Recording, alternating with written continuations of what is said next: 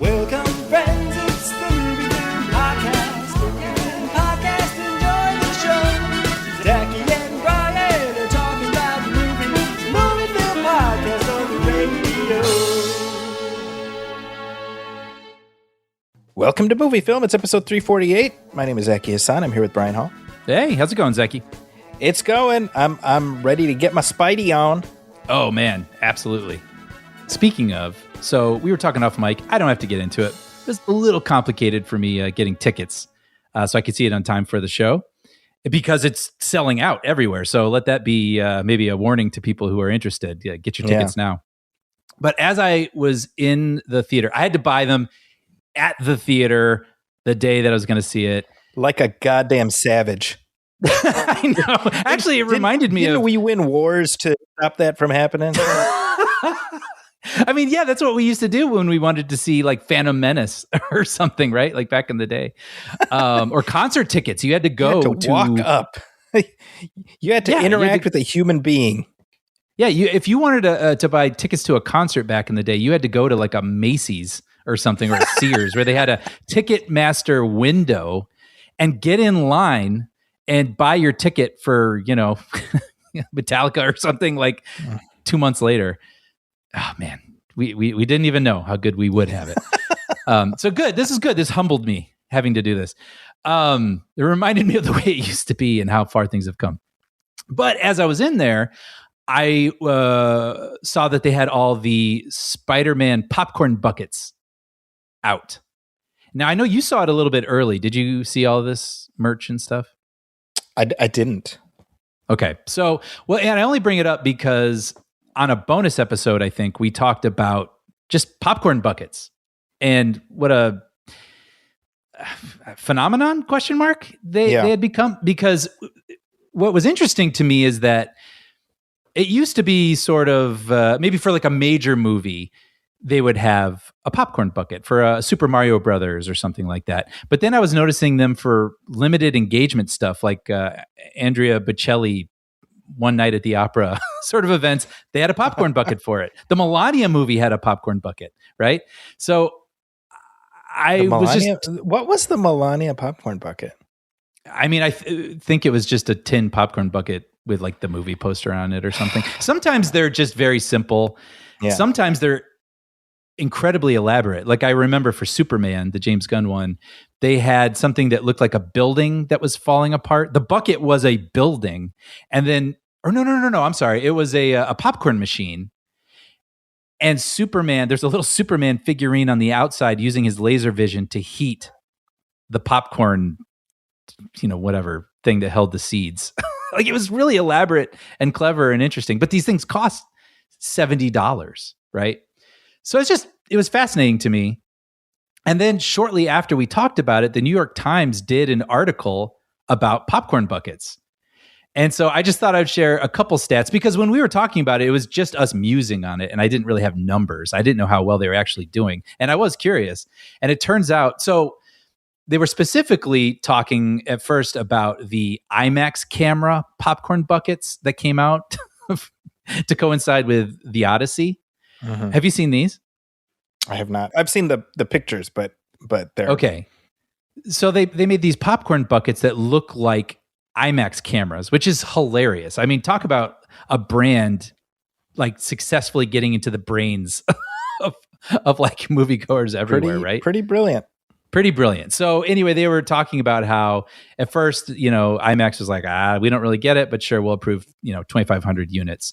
They immediately sold out. They're like, oh, okay, let's do like 2,500 more.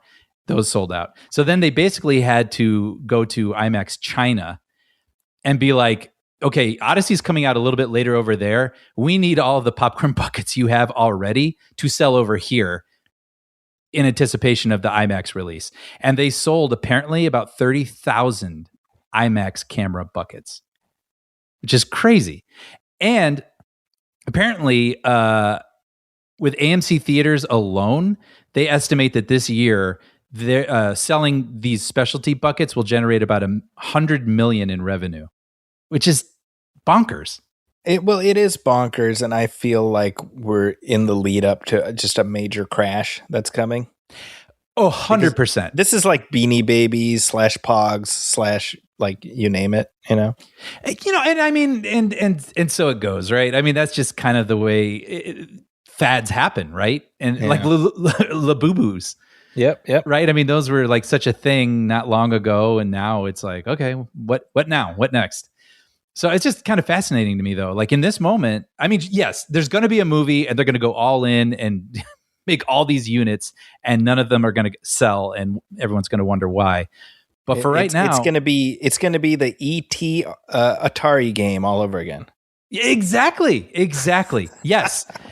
But yeah, I mean, $100 million in revenue just with popcorn buckets at AMC theaters alone. I mean, in this moment, that's certainly worth noting. And you know what? That's great. If that's after COVID, the story was, will theaters ever bounce back? Will they survive? Is theater going to die in our lifetime? And so something like this, bring it on. I love it. I suppose. Well, so first of all, yeah, I'm imagining the piles of unsold, novelty buckets. Yeah, basically shipped overseas and just given to poor children. Be like, here you go, with no popcorn. Right. Just the bucket. Right. Because that sounds like something we would do. We and the I have seen these cases, right? I think Tron Ares.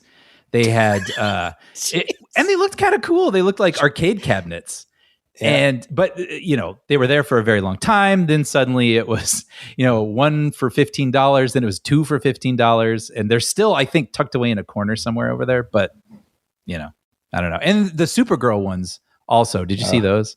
I did not. That was a very whoever designed it missed something, or they were going for the Dune bucket sort of cheekiness, because it looked like a Superman or Supergirl outfit, like the cup. But I did see this. Okay, yes, I did. And so on the poster, she's wearing this trench coat. Ugh. So they tried to put the trench coat over the cup, so it looked like her wearing the trench coat, but it accidentally, there's just no other way to say it. It looked sort of like a foreskin. So it was like, everyone was like, what the heck is this? Like, why would I ever want to buy this or hold this or drink out of this? So I don't know if, again, maybe they're trying to go viral. I don't know. But, speaking of Supergirl, I did find it interesting. It was up for digital pre-order for several weeks, and it just became available this past week. Yeah. And I look at the tile on Vudu / Fandango. And again, for the longest time, it was just the movie poster, which we've seen. And then you look at it now and it's like Supergirl very noticeably sharing the frame with Lobo. Oh, interesting. And I'm like, well, I guess we know which way they're trying to market this now. Yeah. Lobo featuring Supergirl. Yeah. Oh, that's such a bummer to me. I mean, we've already covered this, but there was so much potential there. The source material was so great. And we, you and I, we didn't hate it. We just said it was very mid. It was very mid. And it didn't need to be. As the young people say. Part. Yeah. As the youngsters say, it was mid. It was mid. It wasn't cringe. Yes, exactly. Yeah. I mean, at moments it had some riz. Right. Yeah. I appreciate Lobo as aura farming. And I'm done. That's all I got. I was going to say that review might have gotten us like more listens.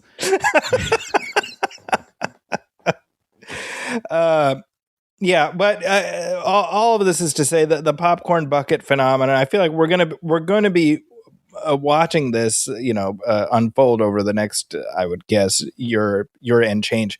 But it is riding for a fall, because I think at some point people will have a sudden realization of like, I don't need even one elaborate popcorn bucket, much less 50. Right. I mean, that's the thing. I think it taps into the excitement of I'm about to experience something special. So it's a movie like Spider-Man is the perfect example, right? Like you've been waiting a long time for this. You're excited and you want to have like a little souvenir from the experience. Right. But as they begin to collect in your cabinet, I have a couple that I've gotten just from events. They've handed them out and stuff, which was kind of neat. But they're kind of stacked inside one another. frankly, it's a little bit easier to clean a plastic bowl when I'm using popcorn. So I think now I see the Spider-Man one, which looks awesome. It has this incredible texture to it that feels sort of like the suit. It looks like his mask. There's part of me is like, oh, that's pretty neat. But then I think back to my kitchen cabinet that has all those buckets like stacked and that I don't tend to use. And I think, would I clean that? Yeah. So, I don't know. Well, what have you seen lately, Brian? Well, I saw a couple things. We talked about Sam Neill sadly passing recently. And yeah, that's right. I had never seen this movie he was in called Hunt for the Wilder People. Ah, yes. I've been recommending that to you. Yes. And it's from Taika Waititi. And I can totally see why Marvel watched this movie and went, we got to get that guy.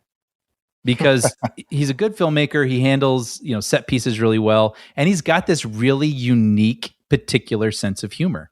And this movie, I know we've talked about how Taika can sometimes really dial it up almost a little too much. Right. And it becomes kind of overwhelming, his sense of humor. And it can overwhelm the story and the characters.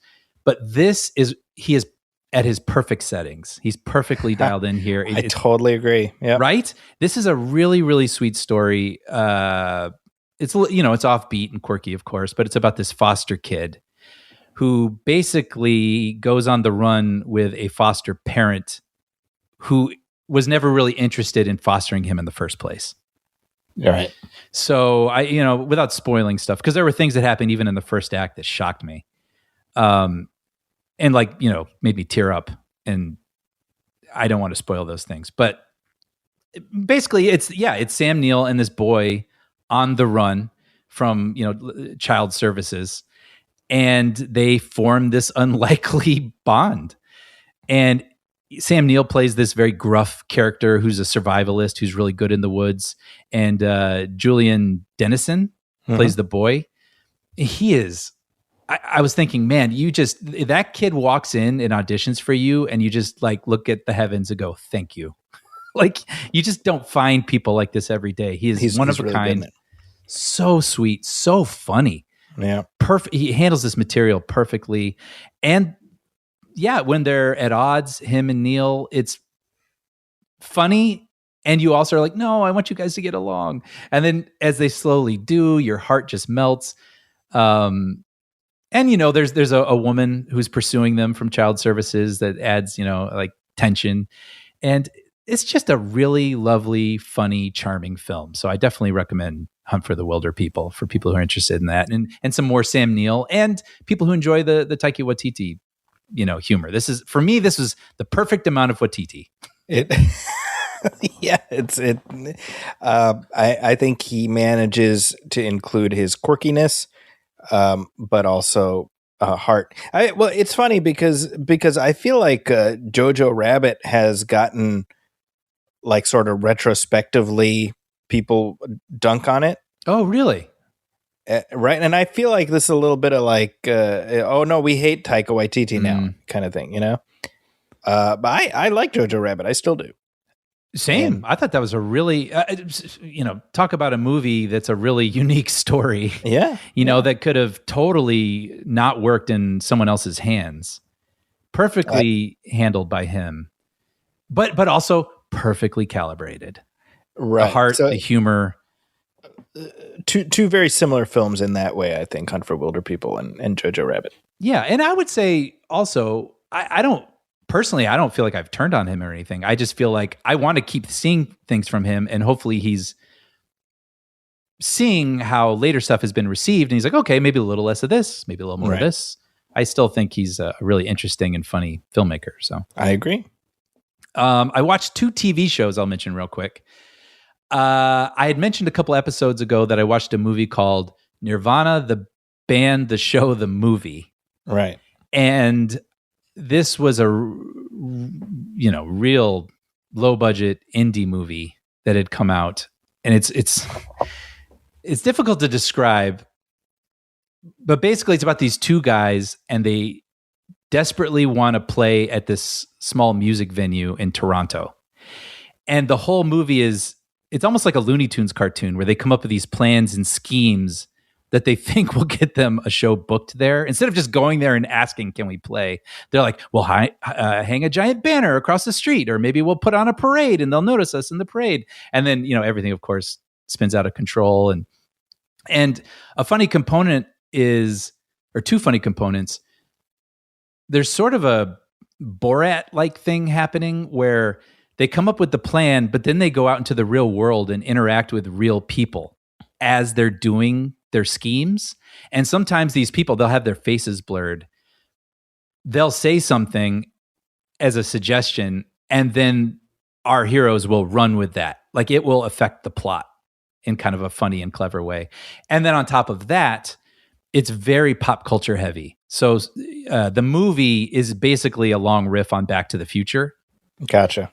And anyway, this came originally as a web series, and then it was a TV show through Vice TV or something that it was not easily available until now.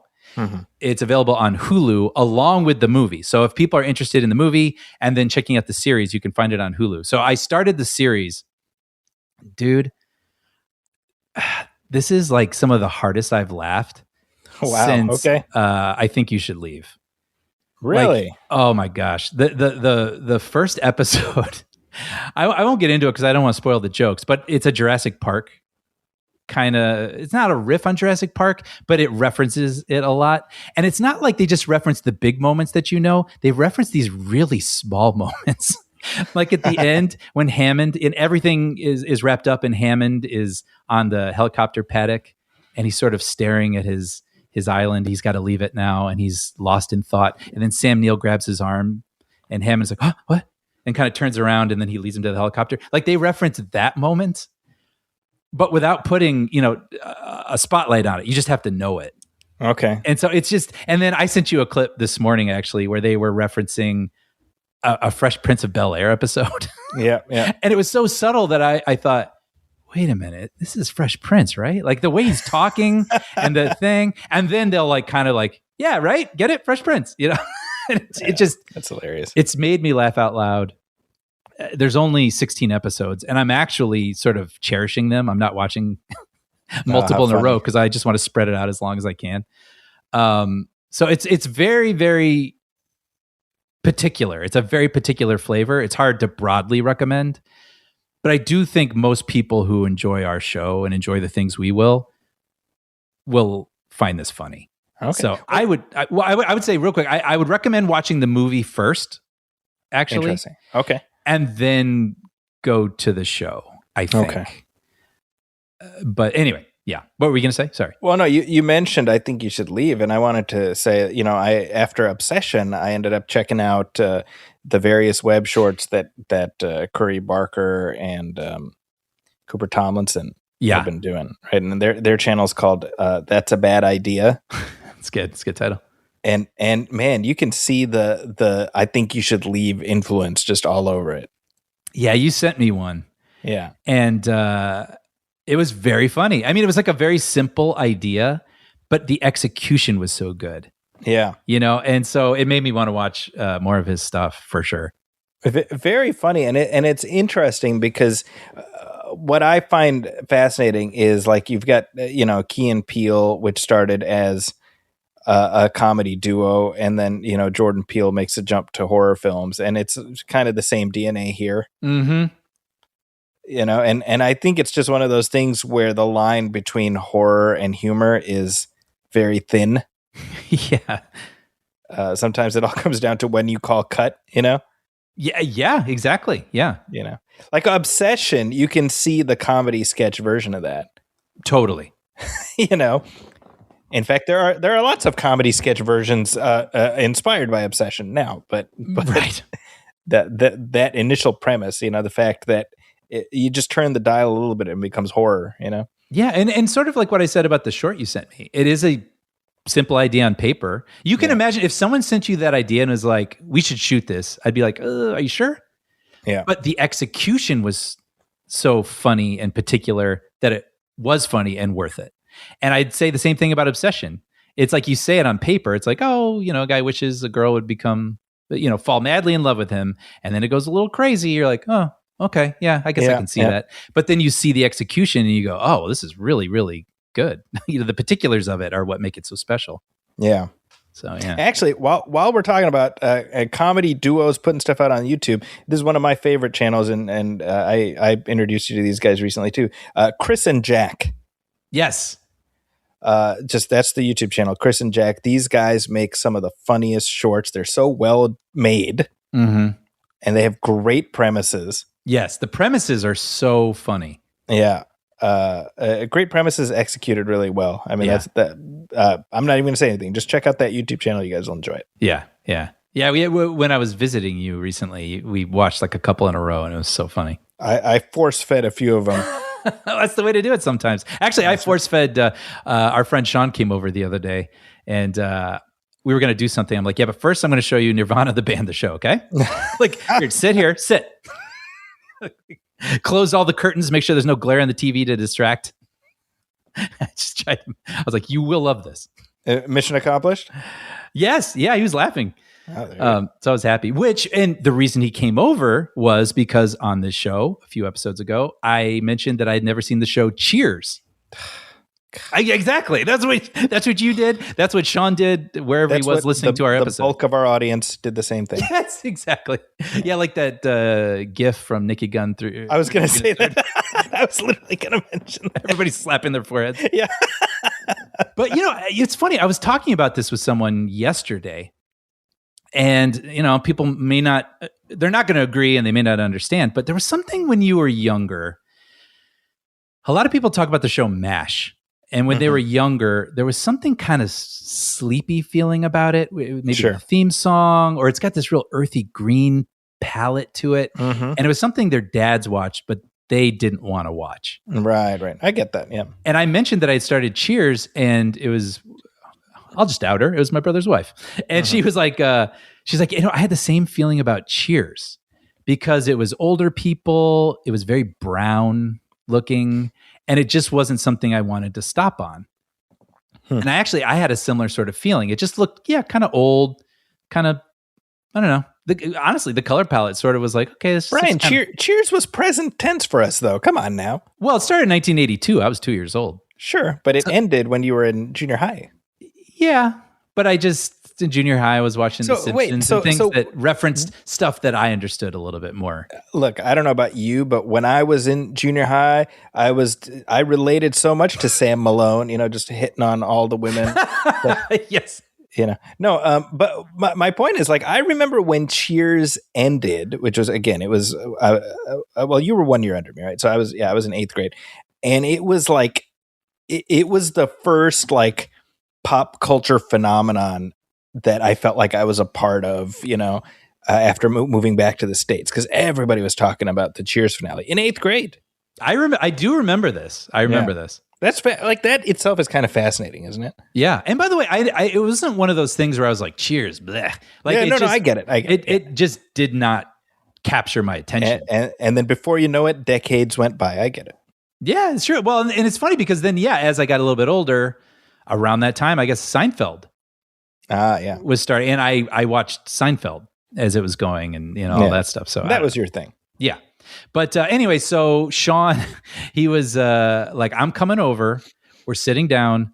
We're like going to order a pizza, and we're going to watch like 5 episodes of Cheers. Wow. And I mean, I don't think it's any surprise. I loved it. Now, did he curate 5 episodes for you to watch? No, we started with the pilot. Really? Yeah. Interesting. And I got to say, as a screenwriter, I was just marveling at, like, pilots are hard because you're trying to establish a show and convince people that they're going to want to watch this every week. Spend their time coming back to this premise, these characters, this humor. It's really tricky because in a pilot, you also have to introduce these people. So you have to use this shorthand where, like, I'm the scrappy one. I'm the Lothario. I'm the drunk. And you've got to do it really quickly and in a way that feels authentic to these characters with jokes that are actually funny. And I was just marveling at the pilot, how well they executed that. It immediately introduces the world, it introduces the characters. And this, it's from 1982. It's a style of sitcom we don't see as often anymore. Actually, Sean and I talked about that because we watched Nirvana, the band, the show, and this, and we were like, how funny to watch something sort of more modern. Yeah. Where it feels a little scrappier and the editing's crazy and, the camera zooming in and out, kind of Office style. And then to watch something a little more classical. And I felt so at home in that classical style. Yeah. And you could watch another sitcom from 1982 and it wouldn't be the same. What makes this show so good is you realize you're in the hands of masters. Yeah. Like the writing is so... It is that sitcom style, they set up a thing and then there's a joke, but it's not like a bump joke. It really does feel like it's coming from the characters. Yeah. It's coming from the circumstances. And some jokes I saw coming and I marveled at the execution, and some jokes I didn't see coming and I laughed out loud. And the atmosphere is just so... It's funny, the brown now, and I wouldn't even call it brown. The wood bar and all of that. It's very warm. It's very cozy. Mm-hmm. It's very cozy. And Shelley Long, yeah, I just frankly really haven't seen her in much. I'm aware of who she is, but I was like, wow, she's very funny. Right. Like her and Ted Danson had this immediate chemistry. Right. And yeah, it was one of those things where I'm like, this is perfect. Now it's 10 p.m. I know I'm only going to be awake for like another hour. I can watch 2 or 3 of these. Well, this is good. I feel like Sean and I kind of tag teamed you on this, like. Were you guys working behind the scenes? No, but I feel like I got the ball rolling by virtue of talking with you about this on the show. Yeah. And then that planted the seed in Sean to just dragoon you into,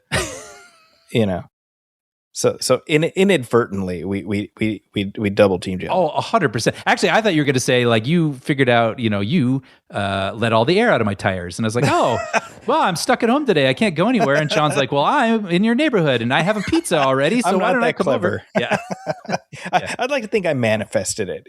Right. No, absolutely. Well, so first of all, you're in for 11 seasons of a solid show. And how many shows can you say that about, right? It's not one of those things where like, oh yeah, by season 8 it starts to dip or whatever. No, it stays consistently good for more than a decade. It stays consistently good even after Shelley Long leaves, which is itself, she's such a center of gravity on that show. And you had these like kind of major cast changes because Coach, Nicholas Colasanto, he passed away. And oh God, how do you replace him? Well, you get Woody Harrelson. Which Sean mentioned that. And I was like, oh yeah, I forgot. Yeah. Just the other day, because they have on Pluto, they have just a Cheers channel, right? So usually that's my like just on in the background while I'm doing stuff. Oh, funny for me, it's Family Ties on Pluto. Oh, there you go. Yeah, but Pluto, man, I'm telling you, Pluto's great. Streaming gold right there. But they had there's a 2-part episode. It's when Woody gets married. Sorry, spoiler. Woody. Holy crap! Married. Sean brought up this episode too. Did he really? Yeah. How funny. So it's a 2-parter, and I've seen it before, but I was watching it, then Amina ended up sitting down and watching it. Inaya, my daughter, she's 9, she ended up watching it. And I'm just like, it's a 2-parter, and it's about our group trying to make sure Woody's wedding goes off without a hitch, but it's all contained in the kitchen of his fiance's parents' house. Yeah, they live in this big mansion, so we never see anything that's going on outside of this kitchen. Right. So people are entering in and out, and it's just madcap. It's like watching a play, right? I really hope Sean is hearing this because this is he was talking exactly about this. Really? Yes. It's so funny. And it's a masterpiece. I was just mastering at, it's great writing and just, the performances, just everything works. And, this was season, gosh, I want to say season 10. So very near the end, but you're like, man, they were just, it's so near the end and they were just firing on all cylinders, It's just a good show. That's why I'm excited. I'm like, oh man, you got a great show waiting for you, Well, I thank you both. I'm happy that I finally got started. And sometimes that's what it takes, right? Someone literally holding you down and being like, watch. And then you go, oh, hey, this is great. And then you get started. Next stop, Star Trek: The Next Generation. All right. Bring it up. Well, you've done that. I have done. You've shown me. See, like you were saying earlier, you curated a little bit, and you showed me a couple episodes that you knew I would have a reaction to, and it made me think, oh, okay, so yeah, Star Trek Next Generation, cool. It's not so bad. Yeah. We got some headlines, Brian. Extra, extra.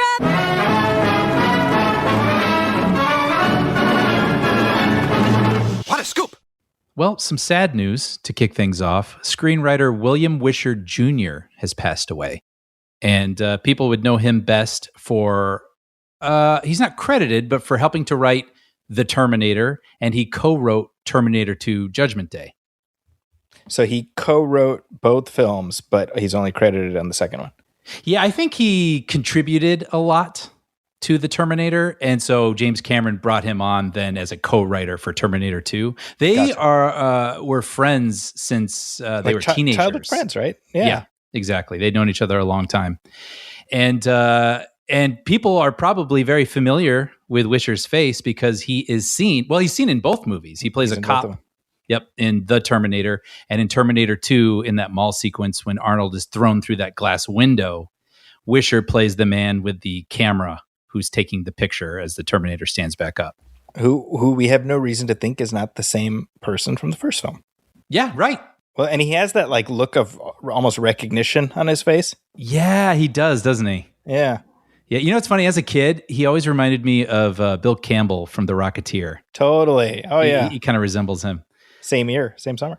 Oh, yeah.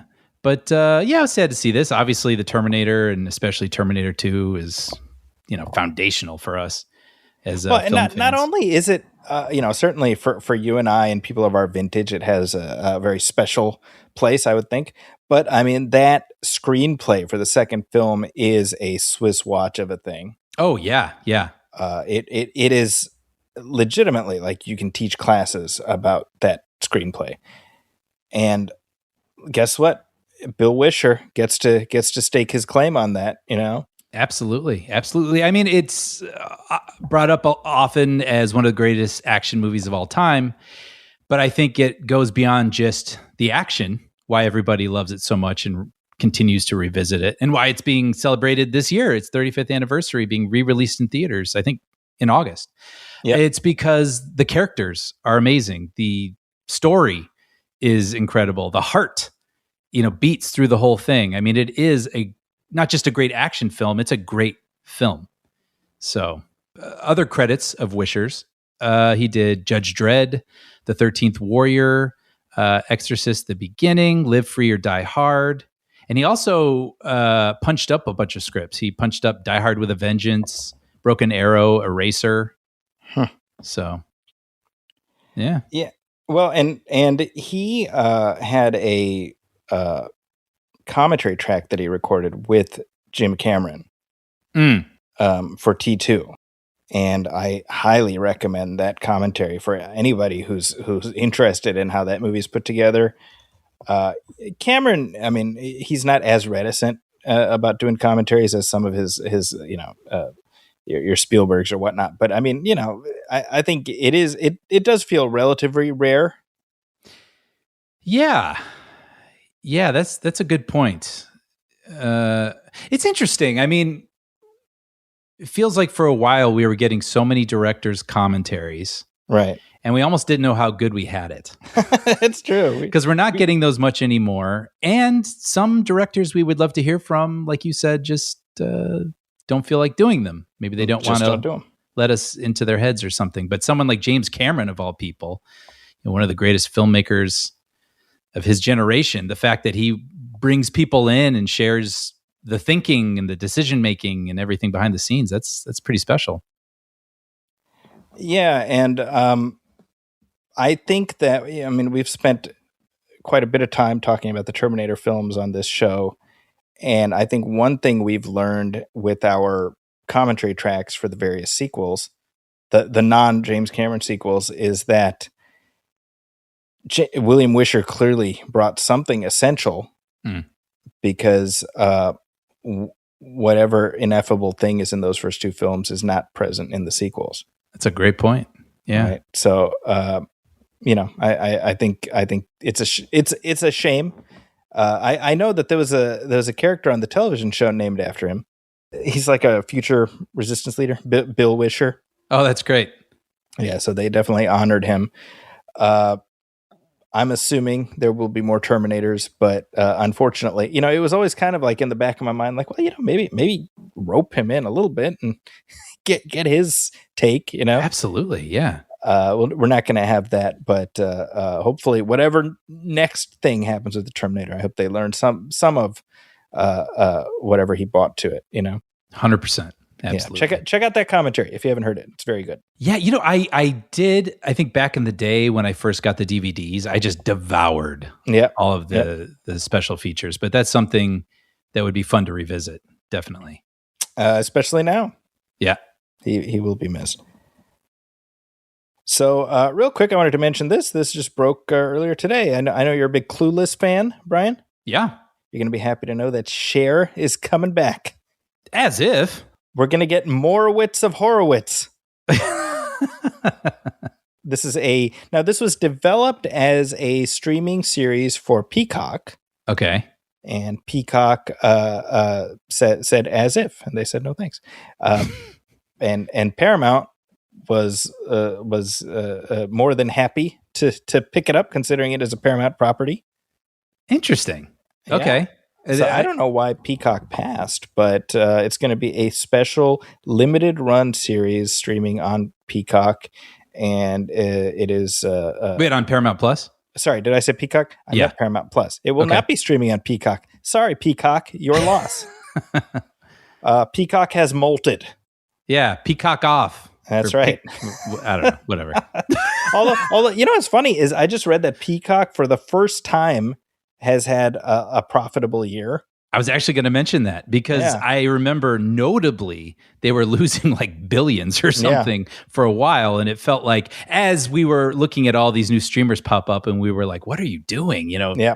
Putting, these not so great streaming shows on there, losing money. It was like, I don't know. What's the thinking here? But they must have had some sort of graph that said, oh, just wait, 2026. Something. That'll be your year. One thing I want to say about Peacock before we get back to the Clueless show, we have. Do you have Peacock? I do. Okay, so I have the free, because I have Comcast. Okay. So it has ads. Okay. Oh, okay. And that's fine. I don't mind. But my daughter, she loves Punky Brewster. Yes. Punky Brewster's on Peacock. She loves watching. She watches it. She watches it again. I'm like, hey, is Sherry stuck in the fridge again? And she's like, yep. She's been stuck in the fridge many a time based on how many times my daughter saw it.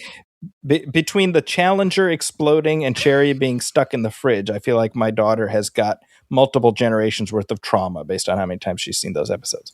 I was surprised to be able to talk about the Challenger tragedy with your daughter because she's learned all about it from Punky Brewster. Punky Brewster.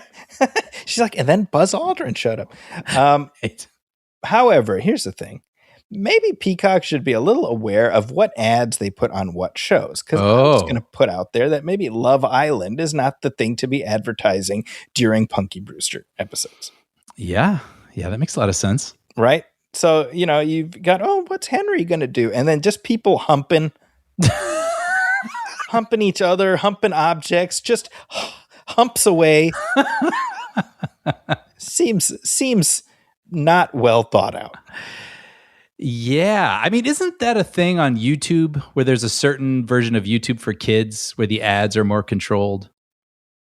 I actually don't know because I have YouTube Premium. Okay, someone was telling me about that. Oh, well, yeah, so that wouldn't affect you. But that makes a lot of sense to me, right? I mean, during children's programming, feels like, but I'm sure they just have these little pins or something in there for the ad breaks, and then they just fill them with whatever ad package they have for that month.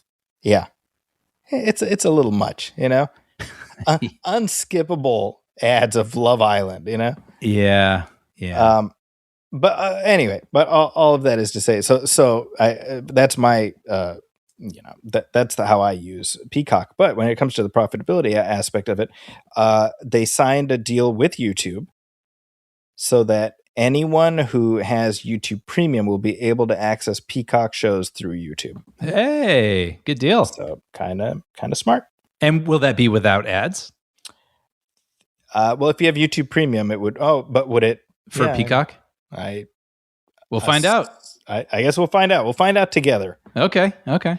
But the Clueless sequel series, this is something with it. When you and I talked about the film when we did our commentary track, I can't remember. I feel like you were sort of circumspect on the idea of revisiting this world. I think so, because they've tried doing things like this before. I mean, with Clueless, there was a series for a while, and I don't know. It just sometimes it feels like there's a certain thing that hits just right where trying to do it again is just, you can't help but miss. Yeah. And you just can't capture that magic again. And Clueless is so unique, right? I mean, it was so of its time, somehow manages to feel weirdly timeless in a way, because it's not just 90s. It's sort of this heightened version of the 90s. Yeah. Right? So it is in a universe all by itself. And that makes the movie special and makes me think it might be difficult to try to recreate that, whatever that is, that je ne sais quoi, of the film in series form. But, well, actually, is Amy Heckerling involved? That is a good question. I do not see her name. I mean, Cher's her creation. Well, I hope she's getting paid, if nothing else. Yeah. I don't see her name listed. Okay. Here's the. Let me see if this synopsis tickles your fancy. I'm very curious. Yeah. Picking up 30 years after the original film, beloved Beverly Hills icon Cher Horowitz has figured out a lot. She's successful in business and has mastered motherhood. That is, until her daughter's high school years, and Cher finds that parenting a teenager makes her feel clueless all over again. It's good. It's good. I can't believe this didn't even cross my mind, but it made me realize that, yes, this is going to be about her kid. It's Girl Meets World all over again. Yes, exactly. And it's going to be about a generation I don't understand. Yeah. And will they try to, make it feel like 2026, or will they try to do a heightened version of 2026? I don't know. So you're going to watch this thing and you're going to feel like Wallace Shawn. Yes. Or what's the Dan Hedaya, Yeah, that's exactly. Oh, no. That's depressing. Yeah. Yeah. I mean, is her daughter going to be like an influencer? And I don't know. I mean, you know what? Hey, like, again, I wish Heckerling was involved, because she is the author of Clueless. That is true. I wish Paul Rudd was involved. I wonder if he will. Well, hey, did they stay together? That's what I'm saying, right? I don't want them to not be together. See, that's the problem when you do these Lego sequels, right? It's like, Han Solo and Leia broke up. It's like, what? I don't like that. I don't like it either. Not one bit. But you know what? I will check it out. You know what I realize is something like this new Clueless. It's like when we were kids and there was the new Leave It to Beaver. Yes. Right? That's like what it is, right? That is a great point. Yeah, and it was strange seeing, what's his name? Jerry Mathers. Yeah. Like as a dad. Well, we'll see. He's like a single dad on the show. Yeah. Wait, what do you think? What's your take on this? I mean, I'll watch it. It's a limited series, so that makes me feel like they can maybe pony up to, like, maybe they can get Paul Rudd in there, since it is just a limited series type thing, Yeah.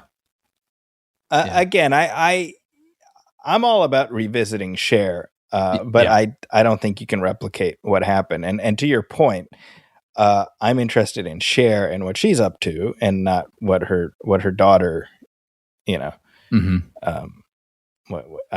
don't care about Cher's daughter. I don't know who her daughter is. Not interested. Did you see there's a Legally Blonde prequel happening right now? Yeah, the prequel. I did see that. Yeah.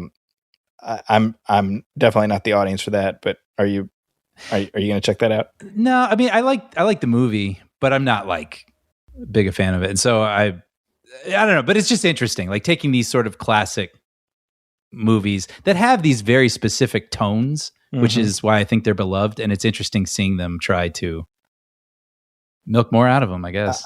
Do we need a Legally Blonde prequel? Yeah, I mean, it makes me wonder what it could be about, because it can't be about the premise of the movie that we love, because she hasn't done it yet. Then again, do we need a Christmas Carol prequel? Well, is it a prequel? It is, yeah. They have a new movie coming out. It got a lot of hype at Comic-Con this past weekend, starring Johnny Depp as Ebenezer. Well, you know him as Scrooge.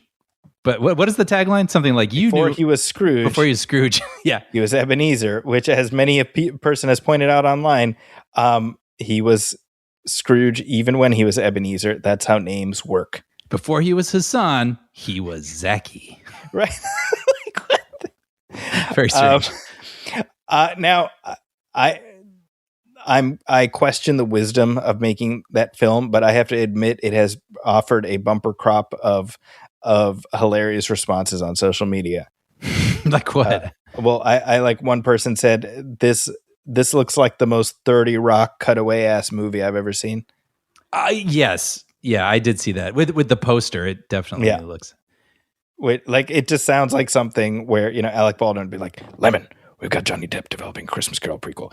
And then we cut to That's pretty good. Well, I will say, when I was working at Paramount a little bit ago, this movie was being edited directly down the hall. Wow. So I was hearing Silent Night over and over and over all day. Now, it's directed by Ty West. Mm-hmm. That is the only thing that has me interested. Ty West did the X trilogy. Yeah. And I know we especially liked Pearl. Yeah. So like that, I'm kind of like, okay, so maybe they're lulling us into thinking it's some kind of family holiday thing. See, I'm curious because it did look. I mean, we do see ghosts, right? So I have to assume they eventually get to the story that we know. But it looked, and I don't mean this in a bad way, but it just looked very Tim Burton-y. And not because of Johnny Depp, but like the tone of the trailer felt scary but accessible or something. Sure. I mean, I do wonder, like, haven't we done this enough? Like, hasn't the story been plumbed like pretty well at this point? Okay, here's what I'm thinking. A, yes. And B, if you were to show your kids A Christmas Carol, what would you show them? Oh, Muppet Christmas Carol. I thought. Oh, well, there you go. Okay. See, I've seen that one once, but that's not part of my, I don't know, canon or something. I don't know. I just somehow missed it when it came out. So I was just thinking, I don't know. I know there's a classic black and white one. I know there's that Jim Carrey one. Well, it's either Mickey's Christmas Carol or Muppet Christmas Carol. Those are the only ones. Mickey is like the only other one I really know. So as well known as that story is, I guess I wasn't sure which one I would put in front of somebody. So I can sort of see like, okay, let's make a modern one. I don't know. I mean, didn't they do that? Yeah, I mean, you mentioned the Jim Carrey one. I mean, isn't that quote unquote the modern one? I suppose, but it has that whole motion capture kind of creepiness to it. Zemeckis' bugaboo that he just won't let go. I will say, when it comes to Muppet Christmas Carol, you got Michael Caine as Scrooge, and my man showed up. He doesn't care that he's acting opposite a felt frog. I need to rewatch that. Yeah, I mean, he's bringing it, Yeah. Well, it's not the only bit of news that came out. Actually, before we even leave it completely in the past, when is Clueless coming out? Sometime in 2027. It says filming is slated to begin in 2027. Okay. So probably, I would suspect like a year from now. Yeah. It feels summery. Yeah. Or sometime in the spring, in the fall, excuse me. There's also a lot of Marvel news that came out of San Diego. Yeah. Comic-Con was this past weekend. Did you attend, by the way? No, I haven't been. Speaking of The Dark Knight Rises, I haven't been since the summer The Dark Knight Rises came out. Because I remember they had the Tumblr and they had these stickers they were giving everybody that were the chalk bat symbols that were left all over the city. Okay. I have a handful of those in my desk somewhere. Nice. You? When was the last time you've been? To San Diego? Never. Oh, okay. Yeah, because we did WonderCon together. We did WonderCon, and then y'all stole it from us up here in the Bay Area. And San Diego, too many people, not interested. Yeah, I mean, those days may be behind you and I. Yeah. I mean, we find out all the news instantly, right? Yeah, that is kind of nice. Usually the trailers drop online pretty much immediately. Almost immediately, yeah. Yeah. So when it comes to Marvel business, they had a whole Avengers dog and pony show. Mm-hmm. All the peeps were out there. That seemed kind of fun. But more interestingly, the casting that has been rumored for years at this point was finally confirmed with Ryan Gosling playing Ghost Rider. Right. So this has been like in the mix since at least the early 20s. Oh, okay. Like fans have been clamoring for this, or has Gosling talked about it? Gosling himself has said he would like to play Ghost Rider. Ah. And so I would imagine that's one of those things where if that's something that he's out there actively saying, right? Because we've said this before, right? Gosling is not like Mr. Franchise guy. Mm. So the fact that he's got like back-to-back franchise movies and back-to-back years is itself pretty interesting. Yeah, yeah. He's cashing in all that Hail Mary goodwill. Yeah. Well, and now this is kind of a family affair, right? I mean, Eva Mendes was in the Nicolas Cage Ghost Rider, right? That's right. She was their love interest in the first one. Yeah. Yeah. Which, by the way, I'm looking forward to any minute now. All the folks being like, the original Ghost Rider, that's the underrated one. y'all slept on it or whatever friggin' bullshit people are going to say. Is it not good? I haven't seen it. I'm going to say it's, it's not my rhythm. Yes.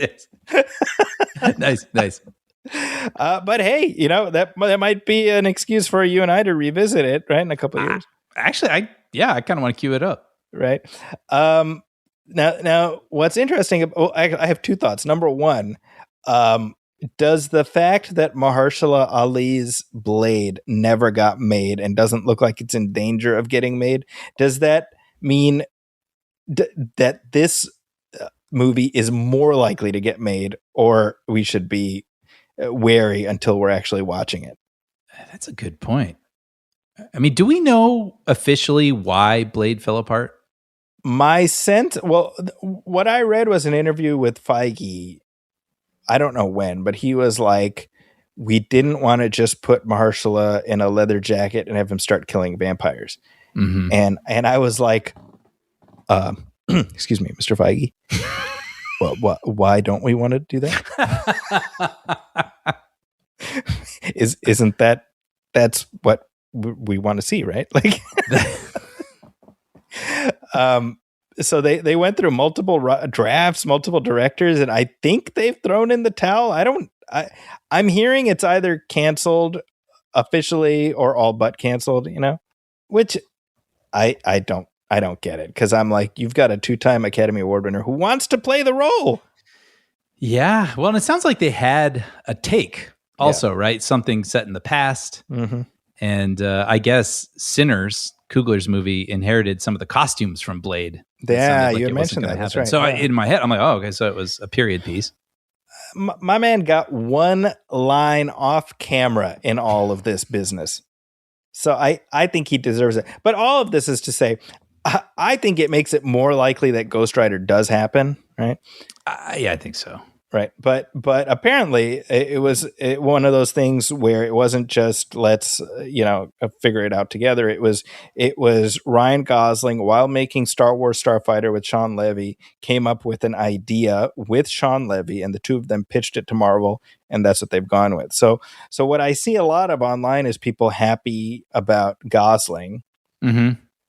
But nonplussed about Sean Levy. Yeah, these are two different conversations. But something I want to say before I forget, it's interesting, Ryan Gosling, he's such a big star, of course, but most of the time you want to see Ghost Rider, you want to see a animated flaming skull, right? Mm-hmm. So, I mean, I wonder how much he'll actually be seen in the movie, or how they'll divvy that up in a way that's satisfying and capitalizing on having this big star. That is definitely a thought that I have, having seen the Nicolas Cage versions. Basically Cage is out of the picture once the Ghost Rider shows up, Yeah. So it's like, how interesting can you make the biker side? Right. Hopefully Gosling at some point eats jelly beans out of a wine glass. Because if you don't do that, what are you even doing? It's funny. I haven't even seen the movie, and I know that. I know what that is.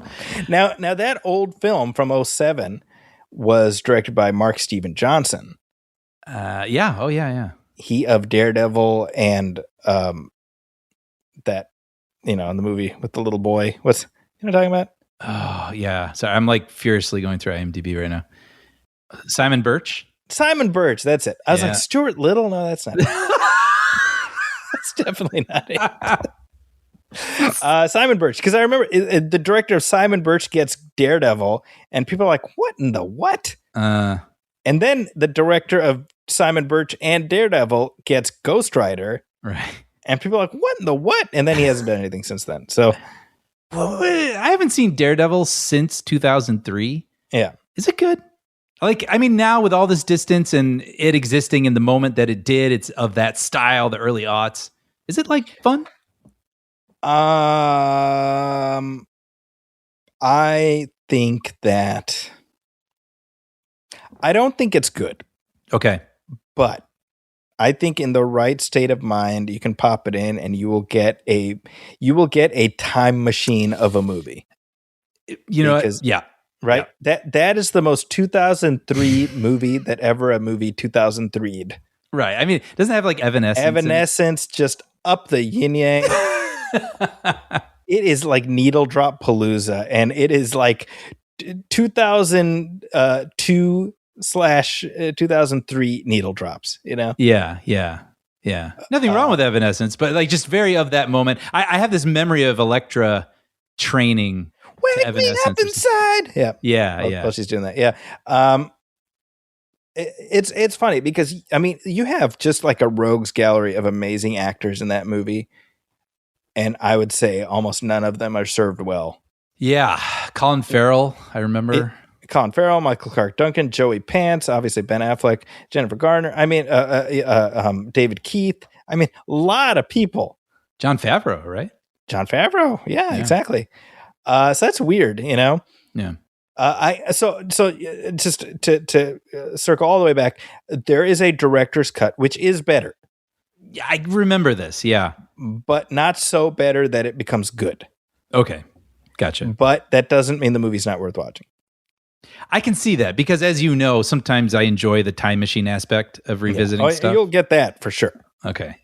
Daredevil was the first Marvel superhero picture after Spider-Man. Wow. Oh, yeah, I guess so, huh? 2002. Like, it has this weird place in the chronology, right? Because you had Spider-Man, spring of 2002, and then Daredevil was February of 2003. Man, I remember that so well. That was the first movie I ever saw at the Chinese theater. Is that right? Yeah. Wow. That's one of, in fact, that is the last movie I saw in the theater in Chicago before I moved here. Oh, really? Wow. That's something. Yeah. But yeah, that year you had Daredevil, you had X-Men 2, and you had Hulk, the Ang Lee Hulk. Wow. So Okay. what a time. Yeah. Yeah. So if you want to watch Daredevil, watch the television show. Right. The Netflix / Disney Plus, you're going to get awesome Daredevil. If you want just a weird, just dip your head into 2003 Americana, then pop in either cut of Daredevil. How did we get here? Oh, yes, Sean Levy. Okay. Yes. So Sean Levy, who I think is a good director. Yeah, I was going to say, I don't understand why he gets picked on so much. Well, I think he gets picked on because people look at like Night at the Museum, Which and is they're a like completely above competent level execution of a kid's movie. but kids movie, right? Because here's the thing, he made Real Steel, a movie that you and I both like, Very much. right? And yet before that movie came out, that got pegged as kid movie. So I think he's just got like that kid movie label. I gotcha. Even though he directed Deadpool and Wolverine, which has more profanity than about 8 R-rated movies put together. Right. Right. So right away I was like, why would you have Sean Levy directing it? And I'm like, well, the point is that him and Gosling obviously like vibed on something. And he and Ryan Reynolds vibe too. I mean, obviously people like this guy. Yeah, right. It's not like he has some signature style. I'll give him that. He has the Ryan's seal of approval. He does. Yeah. I don't know. I feel like I guess it depends on the material, right? But I mean, I think it's kind of like, look, if you're expecting like some kind of R-rated horror thing out of the MCU movies, then probably that's a you problem. Right. Whatever it is, it's going to be like a PG-13-ish thing. I mean, maybe it's R-rated. We'll see. But I'm willing to wait and see. Mm-hmm. The other thing is, I really honestly like. I think I think Ghost Rider's fine. I think he's interesting visual. It's not like I have a huge emotional attachment to the character. Mm-hmm.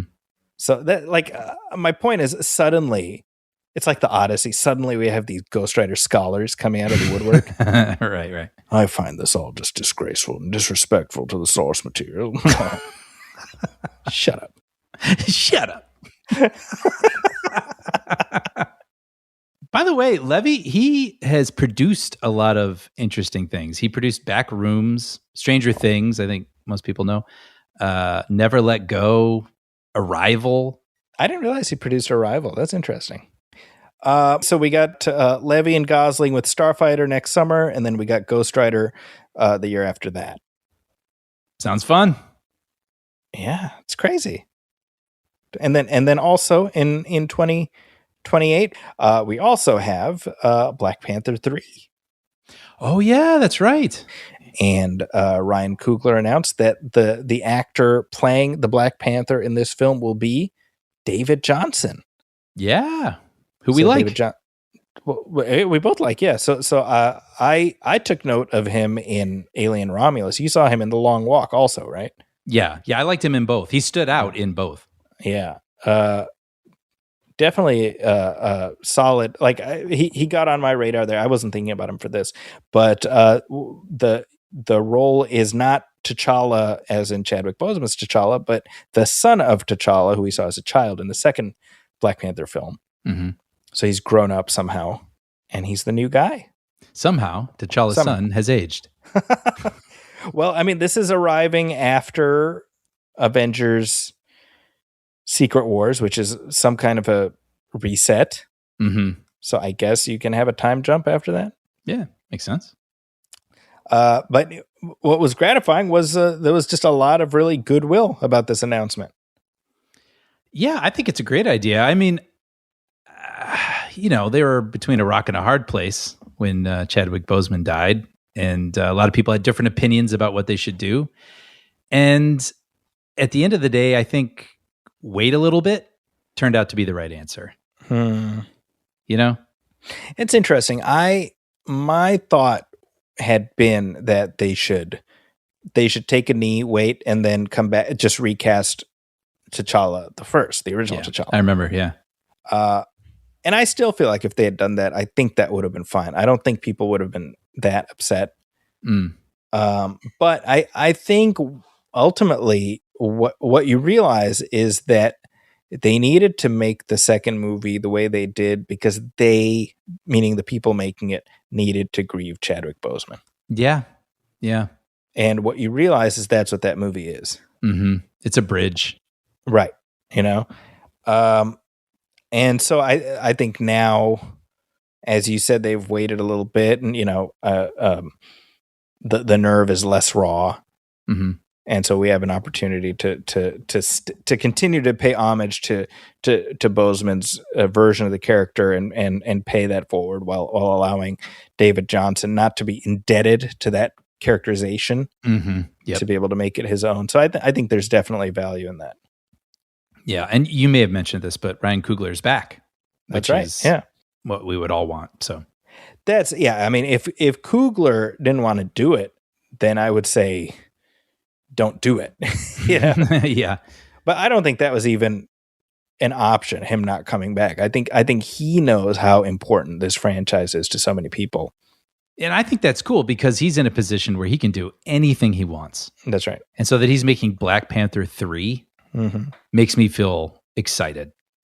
That's and I mean, by the time it comes out, it will have been what, 5 years, I think, 2022, right? The second one came out. Oh, wow. so fun. Yeah, I mean, that's a pretty sizable gap. Mm-hmm.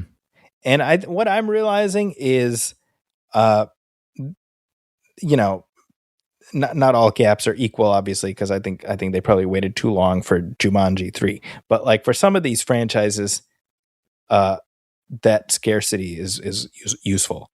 I'm glad you brought that up. I was thinking this, and I wasn't sure how to contextualize it, but that's perfect with Jumanji, because this is a movie where it's connected to a universe that we're all still paying attention to. Yeah. So it has this interesting sort of cushion where we can wait a little bit longer for it to come out, and we're still good because we're still paying attention to this universe. But Right. if it had been like, any other sort of franchise that was on its own, maybe we would have forgotten about it Right. in the same amount of time. So, And I still feel that Marvel has really done themselves a disservice by not jumping on a Shang-Chi sequel. I mentioned this in our bonus show. It just baffles me. Yeah. Because I mean, that's like a great asset that they're just letting wither on the vine, you know? Well, it will be really interesting to see where they go after these Avengers films. That's like you true. said, them being, I guess, a bit of a reset. Right. Now, that said, when it comes to Marvel, the Lord giveth, the Lord taketh away. Mahershala Ali already knows that. Yeah. But in addition, it looks like Wonder Man Season 2, which was announced a few months ago, is not in fact happening. There will be no more Wonder Man. Wonder no more. I know. We just learned this.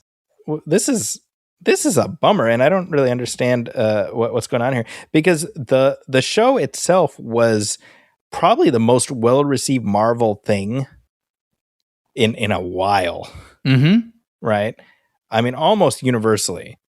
Yeah, and I felt like most of the people I recommended it to are like, yeah, I guess so. Okay. Like, I haven't been paying attention to all the Disney Plus stuff, and almost everybody came back to me and told me how much they loved it.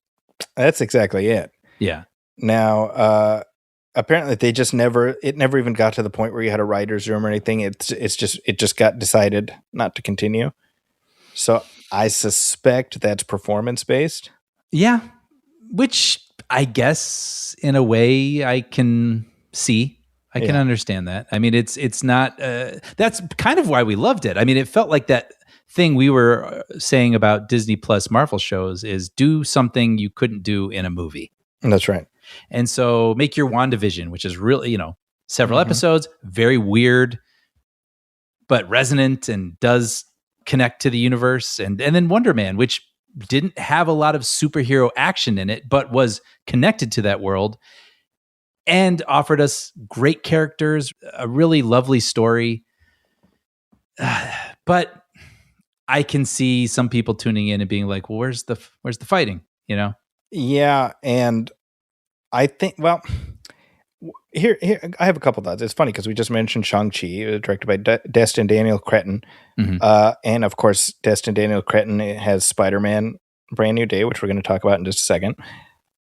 He was the guy who developed Wonder Man. And so you'd think that Marvel would kind of keep him happy, because I think they've got a really great talent in-house right now. Right. So it's weird, This is from Variety. It says, according to an individual with knowledge of the situation, while Wonder Man is not proceeding with season 2, the characters featured in the series could still appear in other Marvel projects in the future. I'm sure, said the guy, like making like a jerk off motion. Yeah. It's like, okay, sure. Yeah. I mean, honestly, when they said season 2, I'm like more of, Yahya Abdul-Mateen and Ben Kingsley doing their buddy roadshow, I was like more of that, whatever they decide to do. So it does bum me out, but I guess just looking to the other side of it, if you didn't have a good idea and maybe it's fine to just let it be this thing. I had a similar feeling. I mean, I would love more of it, of course, but on the other hand, this thing was so unexpected for me, and it was so different. And it does exist as this perfect season of television. Yeah. And so I'm glad it exists and I got to watch it, and, better not to sully it. So there you go. Hey, look, I like that, Brian. On the subject of Blade, look at this. It's just the heavens opened and gave us the information we were looking for. Oh, what happened? So Mahershala Ali has done an interview with GQ. This is about a movie he has coming up called Your Mother, Your Mother, Your Mother. Have you heard of this? No. Yeah, it's directed by Bassam Tariq, who was going to direct the Blade movie. He was one of the 8 people who were lined up to direct before quote unquote creative differences. Interesting. Okay. Yeah. See, the title of the movie is interesting, right? Your Mother, Your Mother, Your Mother, because that's Islamically, there's a story of, somebody approached Prophet Muhammad and said, who do I have to honor the most in life? And he's told, your mother. And he says, and after that, your mother. And after that, your mother. Oh, I love that. And after that, your father. Huh. Right? Your mother, your mother, your mother, then your father. Yeah. So. Oh, what a great right title, away, then. It is. Certainly for me, I understand that right away. Yeah. But I like that for many people, that title's like, well, what does that mean? Yeah. It makes you have to, it's a good title on its own. And it's, you have to lean in a little bit and understand, the concept and everything. And then it means something more. I love that. Yeah, exactly. So they ended up doing this movie together after not working together on Blade. So the entire interview with both of them is much more expansive in GQ, but here's the relevant bit. We've mentioned the connection to Blade throughout our chat, and Marvel boss Kevin Feige recently made headlines by declaring that he feels like a, quote, failure for not getting your film off the ground. Mahershala, are we any closer to Blade finally becoming a reality? Drum roll, please, Brian. from the man himself. Okay, let's hear. This is Mahershala Ali. Now, bear in mind, a year ago at the Jurassic World premiere, he was asked, he says, I'm waiting for the call. Yeah. That was a year ago. As of now, he says, not with me. Whoa, okay. Yeah. The best way I can answer this question is when I look at what is for me, it was either this or that, and I'll take this. No offense to them. I've been doing this professionally for pushing 30 years now, and one thing I've learned is that what is for you, and what is not is not. For whatever reason, that project is not for me. If they wanted to do it, we would have done it. So I have to move on, and I have moved on. He then says, again, you had me under contract. They have billions of dollars. If they wanted to do the movie, we would have done the movie. So we're not doing the movie. When I look at this and Blade, I couldn't have done both. And the reason this even exists is because that project fell apart and Bassam had the time, space, energy, and focus to go and write this and then reapproach me. Elsewhere in the piece, I feel ready to move on from the Blade questions. Those questions are for them. They didn't want to do it, so they should answer that question. Ooh, freaking ouch. Yeah. I felt that, Blade. Yeah. Yeah, it sounds like something went south. I mean, I wonder if you think about it, Blade would have been an enormous production.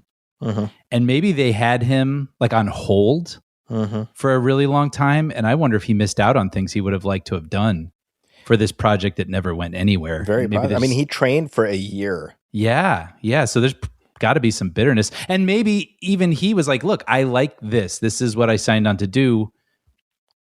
Let's go. Yeah. But it seems like with Marvel, and I don't want to just single out Marvel, but with these big franchise movies, these things are, constantly evolving even while they're filming. And maybe whatever he signed on to do, the version he signed on to play was shifting and they couldn't agree and it just never got off the ground. I don't know. I don't know, man. That irks me. I mean, a total lost opportunity, definitely. Right. I mean, he is such a good actor. Like just sort of imagining what he would do in that role had me very excited. Absolutely. Yeah. And I think, I don't know what Marvel, what the calculus was about we don't want to just put him in a trench coat and have him kill vampires. It's like, well, that is the assignment, that's what's written on the business card. Yeah. Yeah. I mean, that's the thing, right? It's the handcuffs in a way with having this universe where it's like, okay, well, it'd be cool just to make a Blade movie, but we have to think about how this fits in with 7 other things. Yeah. It's like, Must we always? I don't know. I feel like this would effectively render the character radioactive for anybody who is not Mahershala Ali. You know what I mean? Like obviously Wesley Snipes, that was like a one-off, and Deadpool and Wolverine, he's not coming back. But like, who else is gonna? Nobody else is gonna want to step in and do it, Right? Because it'll be like disrespectful to him to some extent. At least for a while. Yeah, that's what I'm saying. You just sort of got to let the fallout dissipate. Yeah, but it's interesting. It sounds like a double date that seemingly went wrong, but the two other dates realized that there was some chemistry and they went off and did their own thing. That's true. I mean, good for them. Good for them. I know this one sounds really interesting. So I am looking forward to seeing that. What is it? I mean, what's it about? Well, it's a cultural story, but it has elements of thriller, drama. He plays like a hitman, basically. This is a devoutly religious hitman. When his wife dies, he must protect his children on a frantic journey across Houston. Yeah, interesting. So, but like when you watch the trailer, it doesn't seem like an indie picture. It seems like an action picture. Mm-hmm. But with a little more depth to it. You wonder if maybe they brought over some ideas that they had, from Blade. I don't doubt it. Yeah. Concepts. I know that elsewhere in the interview, he talks about how Bassam Tariq. He talks about how when he started writing the script, he didn't have a character name, so he just wrote Mahershala. like it was written with him in mind. That's great. All right. And at least for him, when it comes to these franchise things, he's part of the new Jurassic crew. That's true. That'll pay the bills. That'll exactly. Yeah. Marvel's loss. Yeah, definitely. Yeah. I mean, Feige did, to his credit, he said, I feel like a failure for the way that all went down. Yeah.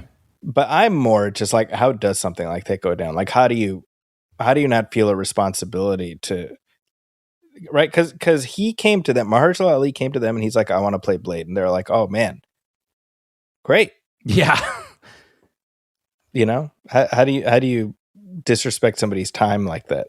Yeah. Well, now I'm looking forward to MCU: The Reign of Marvel Studios Volume 2. Volume 2. Yeah, because the first one, what does it go up to? I don't recall. Yeah, does it stop at Endgame? It came out in 2023.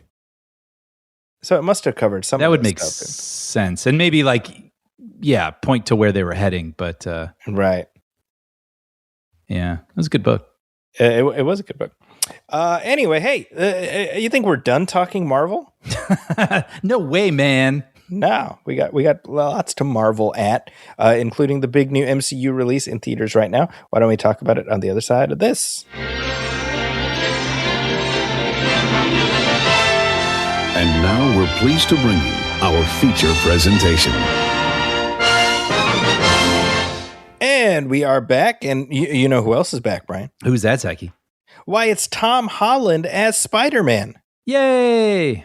And not only are you saying yay, but audiences across the globe are, because it has already made $72 million just since yesterday. And would that be called previews? Because opening day is Friday. That was Thursday alone. It made 72 million. Yeah, so I do feel like we need to put a little asterisk here, like not in any way saying it's not an impressive opening and it puts to the lie all the stuff about superhero fatigue. And in fact, what it says is, people will show up for the things they want to see. But showing started yesterday at noon, mm-hmm. and there were paid screenings Wednesday night. Mm-hmm. So, I see. I think at some point. No, that's not where I was going. I think that's exceptionally impressive. Well, all of that notwithstanding, when you're starting at noon, that's an additional day. That's not previews. Fair. Right? That you just have to say starting Thursday. Sure. But you put them there and people showed up, and people will continue to show up over the weekend. The demand was there. The demand, no doubt. So, I got to the theater yesterday at noon. I had already watched it. I watched the press screening, but my kids wanted to see it. And the entire parking lot was full. Yeah.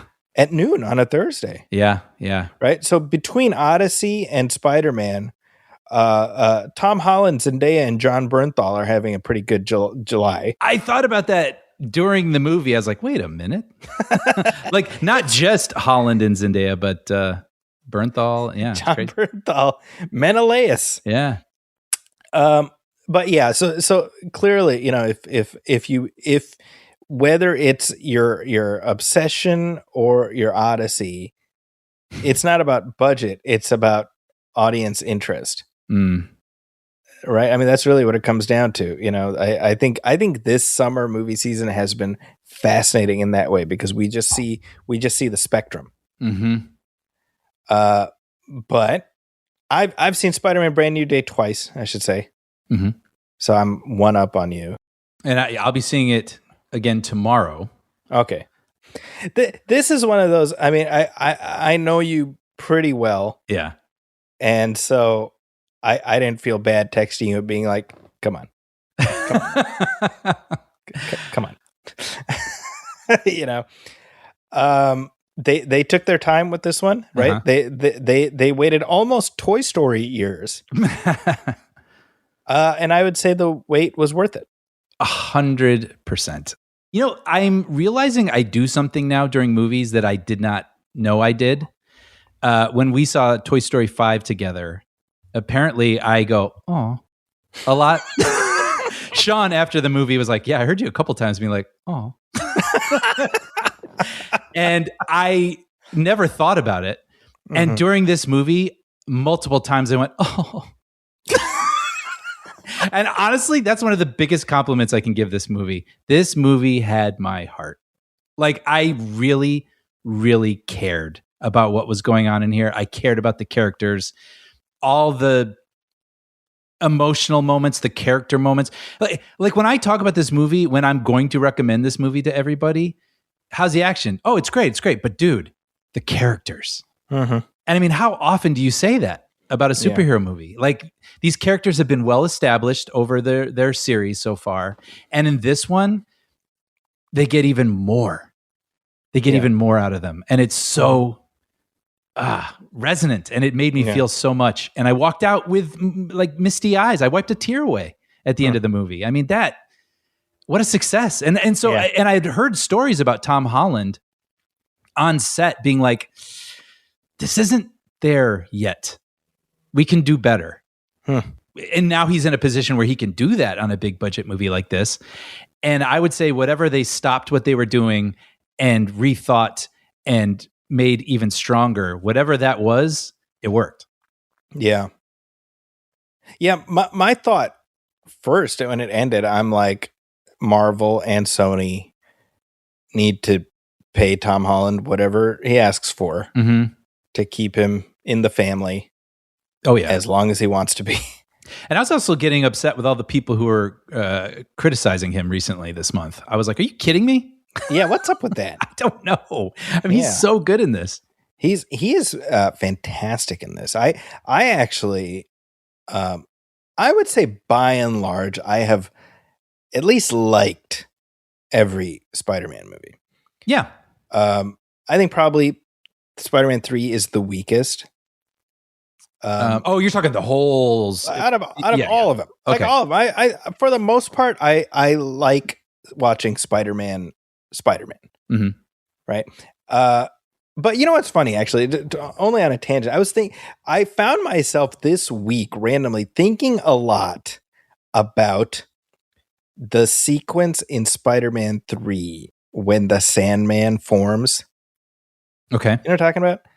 The first time, like when he's being deconstructed in that he has been deconstructed. He's like, and we start in close on just like little, they look like boulders. Okay. And then we pull out and we see that they're grains of sand. And it's like a 4-minute, no dialogue sequence of the Sandman forming. Okay. I vaguely remember this. I was just thinking about that. And then I popped it on and I'm like, this is one of the most beautiful sequences I have ever seen in any superhero movie. And it's in this movie that's not very good. Right. And so my only thought is like even a quote unquote bad movie like Spider-Man 3 still offers something, I would say, of value, which is you can just watch that thing and find yourself getting emotional watching it, you know? So I think by and large, there's like a baseline, right? But the top tier Spider-Man movies are really top tier. So for me personally, I go Spider-Man 2, I go Spider-Man No Way Home, and I go Spider-Man Brand New Day. I agree with you. You know, I think for me, and especially the Tom Holland ones, I've liked them all. I think this one really levels up in a lot of key ways. You know, I think part of it is just Tom Holland being more familiar in the role now. He's very established. He's also grown, right? He's an adult, and I think for me, an adult Spider-Man is kind of, I like that. Yeah. Yeah, I mean, you know, I saw this Vulture article where it was saying that Spider-Man won't let Tom Holland grow up or something. Which, yeah, I think it's more about Tom Holland. Like, why is he always having to play these boys? Yeah. And I'm like, oh, leave Spider-Man out of this. Like, he was just recently a high schooler. Right. Now he is like a young man out on his own. He happens to have a youthful face. I appreciate that the movie is having him grow up. He's a young 20. He's a 20-something now. And I do think that is part of this story. So I think it's there. It's absolutely there. And I think that they finally kind of found the right way of having Spidey exist in the Marvel universe without having that overwhelm the story. Because I really like how, and we'll talk about it more in spoilers, I presume, but like, you know, the way they incorporate Marvel characters in ways that feel substantial, right? But never, it doesn't become just like the Spidey team up show. Yeah, you know. Yeah, well, just because you brought that up, I think if there's one thing that was a thought in my mind is that, you know, this is just a symptom of being a superhero movie in 2026. Like, you do have to connect to all these other stories in some sort of way. That's a good point. And occasionally I found myself thinking like, this feels like a little bit of a detour. I would have loved this to be just like a compact Spider-Man in his neighborhood story. Yeah. It crossed my mind. However, again, this is 2026. That's just the way it is. And I think this movie did a really good job of incorporating the characters that he goes and visits from other films, because they felt incorporated into this film. It didn't feel right. It didn't feel like he left his movie to go see this person or that person. He still behaved like himself. They still behaved like themselves. They offered useful information. Yeah. So it was sort of like the best version of that, if you've got to do it. I think, the way you're putting it is like to me, it's like, I think this is something we talked about, right? Like in the first Ant-Man, there's the scene where he meets the Falcon, and that feels kind of wedged in. Right. Yes. And I never got that sense with this, right? Yeah.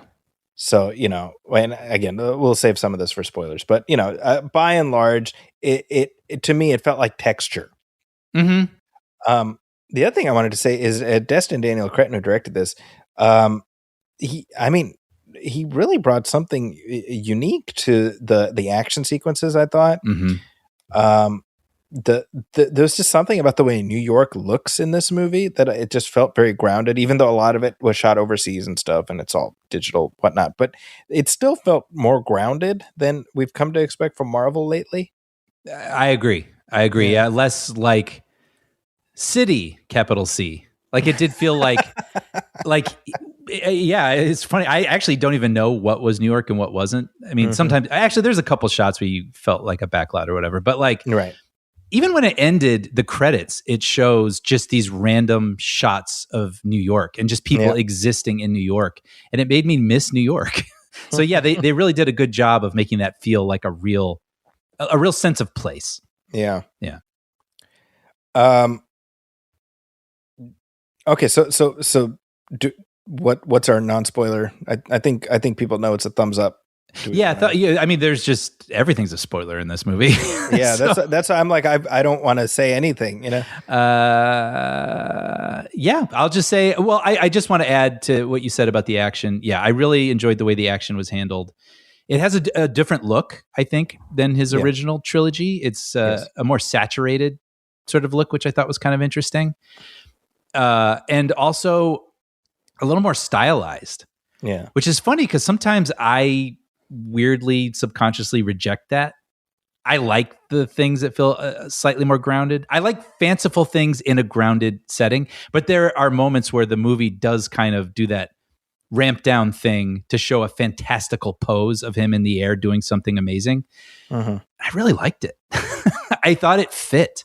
Yeah. He just struck a balance of, like you said, I mean, we're saying two different things in a weird way. Like, it felt grounded and it did have some fun, fanciful moments. And somehow they all meshed together in a way that just felt just right for Spider-Man. Yeah. And also, one more thing I'll say is, as I was watching, you get a lot of POV stuff of him swinging through the air.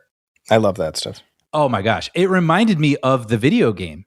I was thinking that exact thing. I was like, oh, I'm sure that was the thought behind it. Yeah, and I loved it because I really love that game. It's a really fun game, but there's something so satisfying and soothing and pleasurable about getting to swing through New York in that game. I just love doing it. And I felt is it as soothing as power washing the video game? I still haven't gotten it yet, so I don't know, but I probably will. We had a lot of people write in, by the way, I had a lot of people reach out and tell me about that game, that they have it and that they like it. So, but I did hear. I also like the people who reached out. They're like, there is nothing soothing about actually power washing. Yeah. Yes. But I did hear Tom Holland and maybe someone else say, I don't remember who, but that they did take direct inspiration from the video game. Yeah. And I love that. Why not? These are all things in the family that everybody loves. So why not have them all work, in collaboration with one another? So I thought that was all really well executed. Just to pick up on that last point you were making, I think that's what's really important to recognize is that at this point, Spider-Man has existed for, more than 60 years, right? Mm-hmm. Spider-Man is many things to many different people. And so that is obviously a challenge because it's like, who are you trying to please? It's such casting a wide net. And I think that the filmmakers are clearly conscious of how people cherish this character, right? Mm-hmm. But I also like that they've really navigated all of that, all of the potential potholes in trying to please so many different audiences by saying, no, this is our version, and we're gonna drill down on what makes this version effective, Mm-hmm. And I think that when it comes to both No Way Home and this one, what it comes down to is our driving emotional interest. Mm-hmm. I think we care. The action sequence, all of that has to be well staged and everything, but we care about Peter Parker's inner life, mm-hmm. and sort of the both joy and sadness that have to coexist when one is Spider-Man. Right.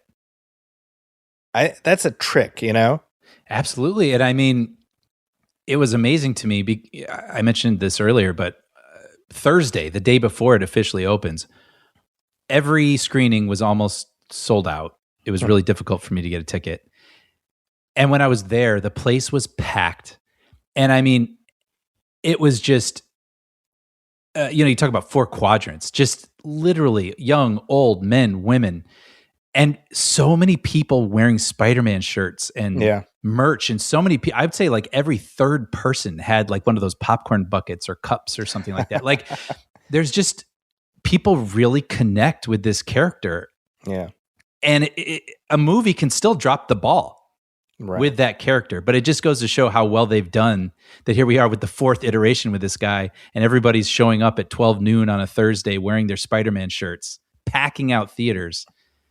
obviously they've hit something Yeah. perfectly. That's amazing. Right? Yeah. All right. So big thumbs up from both of us for Spider-Man Brand New Day. Do we want to get into spoilers? Let's do it.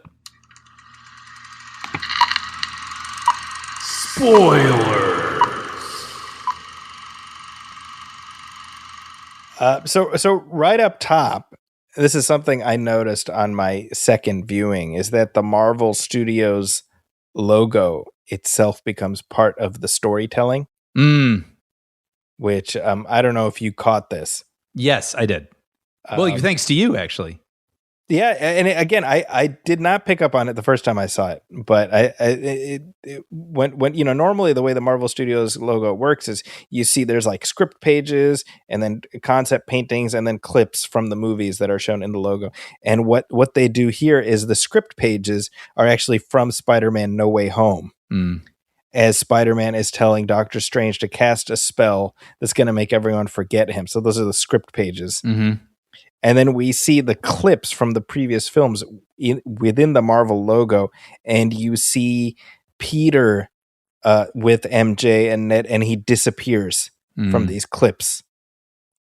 And I don't even know if I clocked that. I was just noticing some of the script stuff. And No, it literally, you see like Peter, MJ, and Ned are walking together, and then Peter just disappears. Oh, well, I'll have to look for that Saturday. And I'm like, golf clap. Nice. That's amazing. Yeah. Yeah. I mean, that ending, No Way Home, I've seen that movie maybe 2 or 3 times. Gets me every time. It is one of the saddest or bittersweet. I don't know what you'd call it, but wistful sort of endings. It just makes me emotional every time someone having. There's always that superhero, conundrum, right? Like, do I choose my life or do I choose my mission? Right. And that was just one of the most impactful versions of that I feel like I've ever seen. It just breaks my heart every time. Him having to see his friends and they don't know who he is, and he's going to have to continue. He knows they're going to continue their lives without him, and he's going to have to be alone. Yeah, because in the context of Doctor Strange's spell, everyone's going to forget. And MJ says to him, "You come and you find me, and you explain everything to me." And so that's what he's going to do. That's his plan. And then he finds them. She's working at a donut shop, and he's got it all figured out. And then he sees she's got like a bandage. Like an injury on her head, and he's like, that happened because of me. Right. And so even though he had promised himself and he promised her he was going to find her, he says no, right?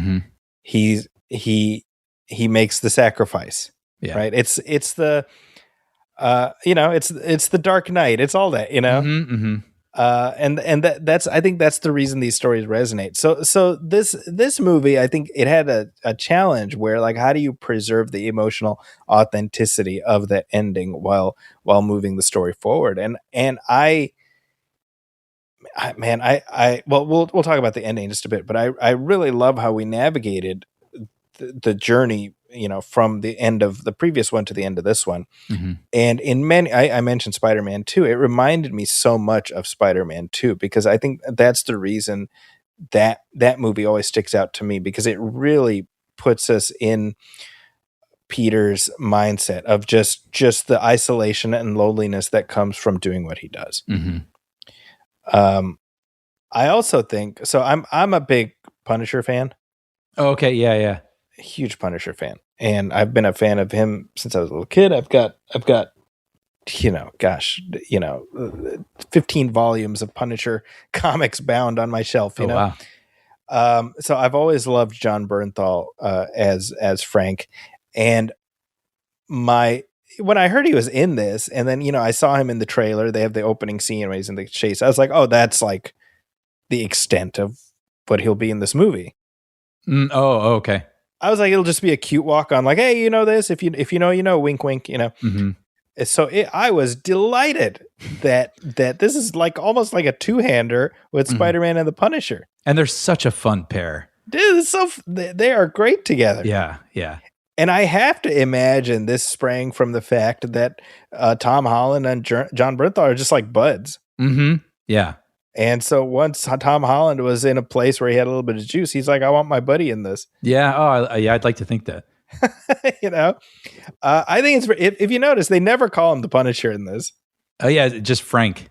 Yeah, he's just Frank. And they never mention like what he does, which is brutally murder criminals. I was actually thinking, because I know my parents are going to see this, that I'd have to explain him a little bit. I mean, they give you enough context clues about his life. You know, where we see the pictures of his family and stuff, but right. I thought it might help him out a little bit. Well, I'm picturing, because, you know, just like a month or so ago, they dropped on Disney Plus, the Punisher One Last Kill, this a Marvel one-shot that John Bernthal wrote, which is just, I mean, it's like the most violent thing you can imagine. I mean, they packed plenty of geysers of blood into like a 45-minute thing, you know? Yeah. So I'm just picturing the families that go to see Brandy Day, and then little Junior's like, "Hey, there's the Punisher from the movie," and then after about 15 minutes, "Oh God, I don't want, just rocking back and forth." Yeah, there's so much blood. Yeah. I love the calculus of dropping that right before this movie comes out. But I personally, you know, I that's just. Like, you can't have R-rated Punisher next to Spider-Man. You got to do PG-13 Punisher, and that's fine. Right. Now, we mentioned. So I'm assuming you were talking about Bruce Banner. Yeah, and Yelena. Oh yeah, Yelena. Okay. Yeah, I mean, but that's what I mean. Like, I do love Spider-Man in the movies, the older movies that I was gonna say grew up, but I guess I was already grown up.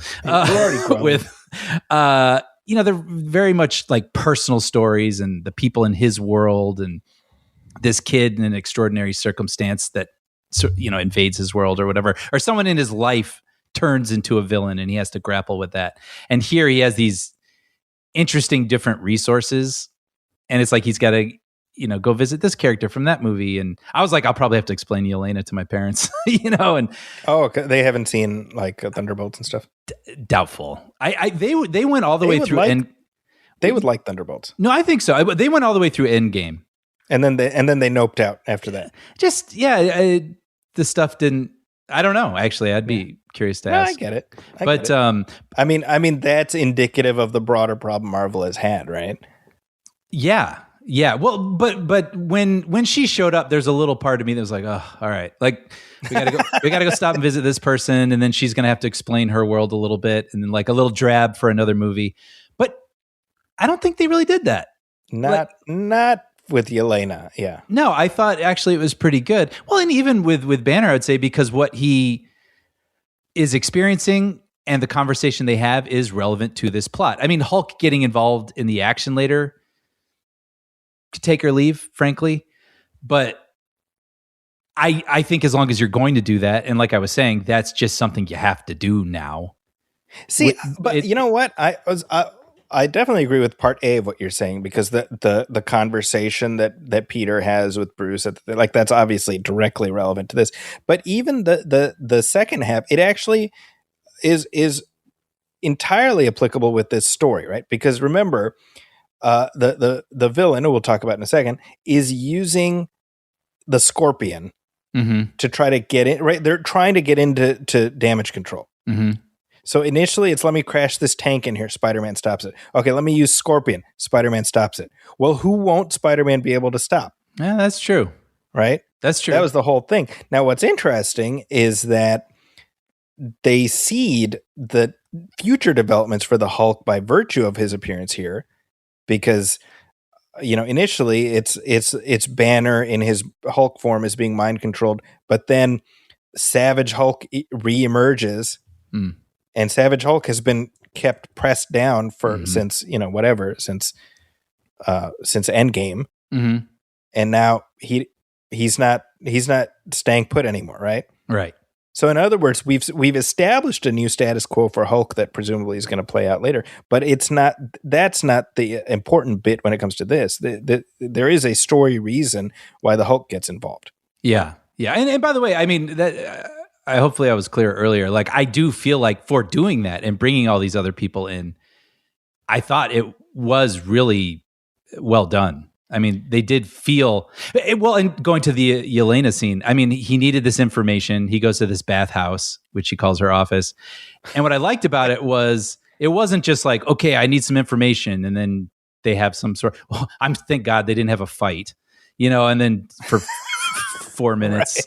and then like, wait a minute, we're both good guys. Oh, I got the information you need. That would have driven me nuts. Instead, he goes in. She acts like herself. He acts like himself in a funny way, right? Where he gets into the hot tub or whatever, but he keeps the mask on in his boxer shorts and everything. And I was like, yeah, this flows. This fits. So I thought this was like a really, you can imagine the clunkier, awkward version of shoving these people in. But I thought this movie, for doing that, for including these extra people from other movies, I thought they made it feel pretty organic. I would agree with that. Yeah. Well, I mean, we're in spoilers, so we can talk about Jean Grey, right? Yeah. So halfway through, so I'm trying to figure out. I guess this is just a testament to me, like mostly staying off social media, where I was like maybe like 2 minutes ahead of the movie, where I was like, oh, that's Jean Grey. Oh, really? Oh, yeah. I don't know how, but I've been hearing this for months. See, this is weird because I leaned over to my son. I was like, I think it's Jean Grey, and then they show her name, and then afterwards, I was like quite proud of myself for having figured that. And then it was like, so they confirmed what everybody has already known for several months. I'm like, well, God damn it, then. Well, I'm still impressed. So I have two thoughts. I'm kind of bummed that we don't get like a Spider-Man villain in this. There's like no real villain, really, I guess, other than Trammell Tillman, I guess, right? But there's like the only Spider-Man villain we get in this is like the Scorpion. Yeah, who seems to be under mind control. Yeah, for half of it. And Michael Mando, Scorpion, is a great choice. I wanted to see more of him, to be honest. Oh, so many of my favorite TV stars. Michael Mando, Jamil Tillman, of course. Lisa Colon Zayas from The Bear. I loved seeing her. She's like his Commissioner Gordon in a way. That was great. Anyway, yes. So no villain. That character, by the way, so Jean DeWolf is the Spidey's police contact. So, in the comic books in the 80s, there's a storyline called The Death of Jean DeWolf. Oh, no. And yeah, exactly. I mean, and it's a great story, right? Mm-hmm. And I'm like, oh, man, I'll bet you that's what they're setting up, Oh, my gosh. Well, they did a great job. I mean, she's not in it a ton necessarily. No, but it matters. It makes impact, yes. And we've got her kids. The whole thing about knowing her kids' names and the way that her kids light up, that she's talking to Spider-Man on the phone. It really landed for me. Yeah. I mean, as soon as I heard him say DeWolf, I was like, uh-oh. Oh, no. Because I'm like, you don't put that character in there unless you plan to kill her off. And they cast her perfectly because I love her so much. She's one of my favorite characters from The Bear. Sorry, inadvertent maybe spoiler for the next Spider-Man movie. Yeah. Well, let's talk about the important stuff, all the super business. We'll get back to that. But the important stuff is the character stuff. Yeah. Well, real quick, I'm sorry. I feel like I derailed a little bit. You were talking about there not being a real main baddie.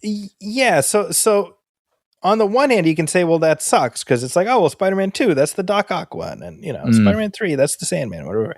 This is the Jean Grey one? ? But I feel, having seen it twice, I feel like that's almost the wrong approach, right? Because it's like Spider-Man's enemy is himself to some extent in this. Yes. Oh, dude, this is such a great story. Yeah, and I think they found a way to connect all of the. Let me put it this way: this is something Sam Raimi talked about all the time with his Spider-Man movies. He would always say, what does the villain tell us about Peter Parker? And he would approach it that way. And in other words, you approach it inside out. What's our character's journey, and who are the characters who are going to facilitate that? I think they approach this the same way. Mm-hmm.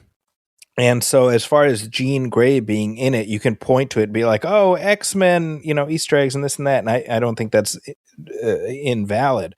But I think her role in this story was specifically applicable and important to Peter. Totally. And that's why I had no problem with it. And for me, I don't mean to oversimplify it, but it reminded me of Thunderbolts a little bit, where basically everything was solved with a hug. And I was like, Yes. I love it. That means more to me. That moves me, leaves more of an impact on me than any fight sequence. Yeah. I mean, you want the action, you want the spectacle, and we do get it. But the way that things are resolved and figured out and come to a conclusion, I just found so much more powerful the way that they were in this, where it was like, we need to understand one another. And I was so moved by that her moment with Aunt May. Oh, that was so great. So good. Yeah. Yeah. We just watched Homecoming recently, and going from that to this, you really see the progression of Peter's relationship with MJ, right? Because I mean, she exists on the fringes of that film, really. Mm-hmm. Yeah. And yet by the time we're here, we're so invested in their relationship. I mean, one of my favorite parts of the movie is where we think that Peter's gotten through to MJ. Yeah. Oh my gosh. My heart broke. I know. I mean, my heart literally went from soaring. Yep. And I couldn't believe how much I was feeling. Yeah. And so happy for them. And then when that turn, I didn't see it coming. And then when she turned, my heart broke. Where she's like, touch her, Peter. Yes. Oh, so good. But what I love is Tom Holland. I mean, you just see the kind of, he goes through that whole gamut of emotions, and he's just like, you're a monster, right? Like, to do something so cruel to him. Yep. You know, probably one of my favorite moments in the movie. That. Yeah, and I thought they did a really nice the way that they handled MJ. Like, of course, we just want to see them connect again. Yeah. But they, how could she possibly do that? Like, she has no idea who this person is. And so I thought the way that they showed her journey, like, I don't know you. I'm sorry, but I don't know you. But then when he comes over to her and Ned's apartment, and like, there's just some sense where it's like, yeah, we do connect. There's something here. And when oh my gosh, when she's drawing, okay, wait. When he and Ned are playing with the Legos, that was one of the moments where I went, oh, yeah. Like, that just, especially maybe having revisited the earlier one, because that was the way they bonded in the first movie. Yeah. So Ned has some sort of connection he's feeling with Spider-Man, and then Spider-Man in his costume getting to build Legos again with his best friend. And they start quoting Lord of the Rings. Oh, it was so adorable. And then MJ is drawing them. Yeah. But she draws Peter without the mask on. Right. Oh. Well, that's the beauty of it, right? Because she's like, I don't know you. Like, I'm, maybe you are nice or whatever, but I don't love you. I don't, And so by virtue of seeing him just being with his buddy, she realizes who he is. Because this is who he is, unguarded. What a great moment. Yeah. I just thought, that progression over the film, they're getting reacquainted, I thought was handled really well. But what I love also is that the emotional hinge turns out not to be rekindling his relationship with MJ. It's MJ being like, tell Ned. You should tell him. Yeah. And so to me, the fact that it ends with I'm Peter, and then they just do that magic handshake, which is like, you think, remember earlier, we kiss, and then, like Sleeping Beauty, and Jean is like, how, like, MJ would hate that, right? Yeah, right. It wasn't the magic kiss, it was the magic handshake. Yeah. Literally at the end, because they do the thing, and Ned is like, Peter. And I'm like, credits. Yeah. Just stop right there. Yep. Sometimes I actually visualize the script page when I'm watching a film, and that it doesn't take me out. It makes me love it more. And in that moment, I pictured like Ned, Peter, exclamation point, and then like cut to black. And I was like, right. oh, like if I had the script in my hand and read that, I'd throw it down and go, wonderful. Yeah, we really earned that ending. Mm-hmm.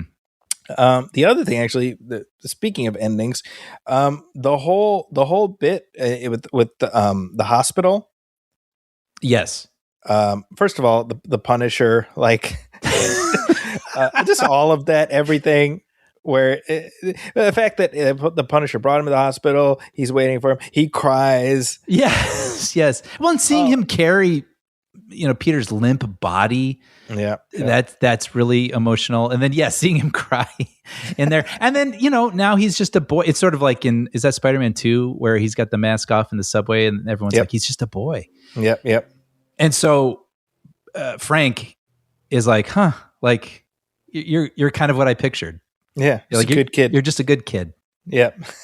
That was sweet. But the whole fake out that Frank does, where he puts on Spider-Man's costume, that was very funny. I got a plan for that. That was his plan. It's hilarious. Yeah. But when Peter goes outside and he's within the crowd of all these people who love him, what a great cathartic moment. Yeah. With that little boy, he does the little thwip. That's thing. great, Yeah. And it literally, he's just looking at all these people cheering for Spider-Man, and it's not one of these things where it's like going to his head or something. It's just like all of the sacrifice that he had, made for the last several years. It was worth it because people valued him. Right. Yeah, man, it's good. Good stuff. Good stuff. I mean, that's just it. I was texting with a friend as I was walking out of the movie. Turns out her good friend is Cretin's sister. Get out of here. So I was like, well, I'll be damned. I don't know if you talked to him, but please shake his hand. That's hilarious. But yeah, this is what is possible. I think this is sometimes when I do watch these movies and I get a little hard on them, I get frustrated when they're just fine. It's like, yeah, but it could be this. You could make me walk out misty-eyed, with a skipping, a little pep in my step, just because you just put me on this ride and made me care and feel giddy, and the world feels a little more exciting afterwards. Yeah, like that's what this movie does, and I don't know, it's great. I think that this proves a couple things, right? I mean, the movie itself turned out very well, and that's always an achievement. But the fact that people have turned up right away, and I have a feeling word of mouth is going to be very good on this.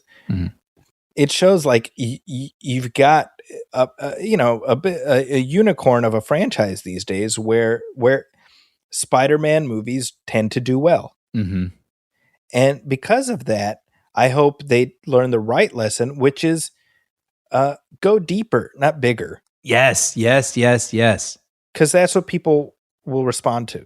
100%. I have a feeling they won't take that lesson if Sony they've crapped out twice already, with Spider-Man franchises by keeping on trying to go bigger. Yeah. But I'm hoping that by virtue of Tom Holland having a creative role in these films now, that, and he seems to view it as something of a responsibility. I hope they learn the right stuff from this. Yeah. And I do want to say, I mean, that is the thing. When I walk out of this, the thing I'm really thinking about and remembering and talking about is the characters, the emotions, the whatever. Right, exactly. But I do want to say, I thought the action was great.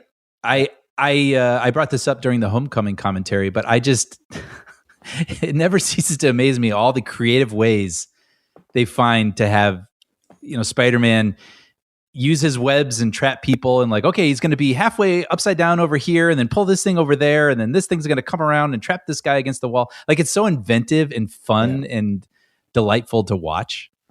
And in the trailers, actually, I love the ground levelness of the previous films. Right. for the most part.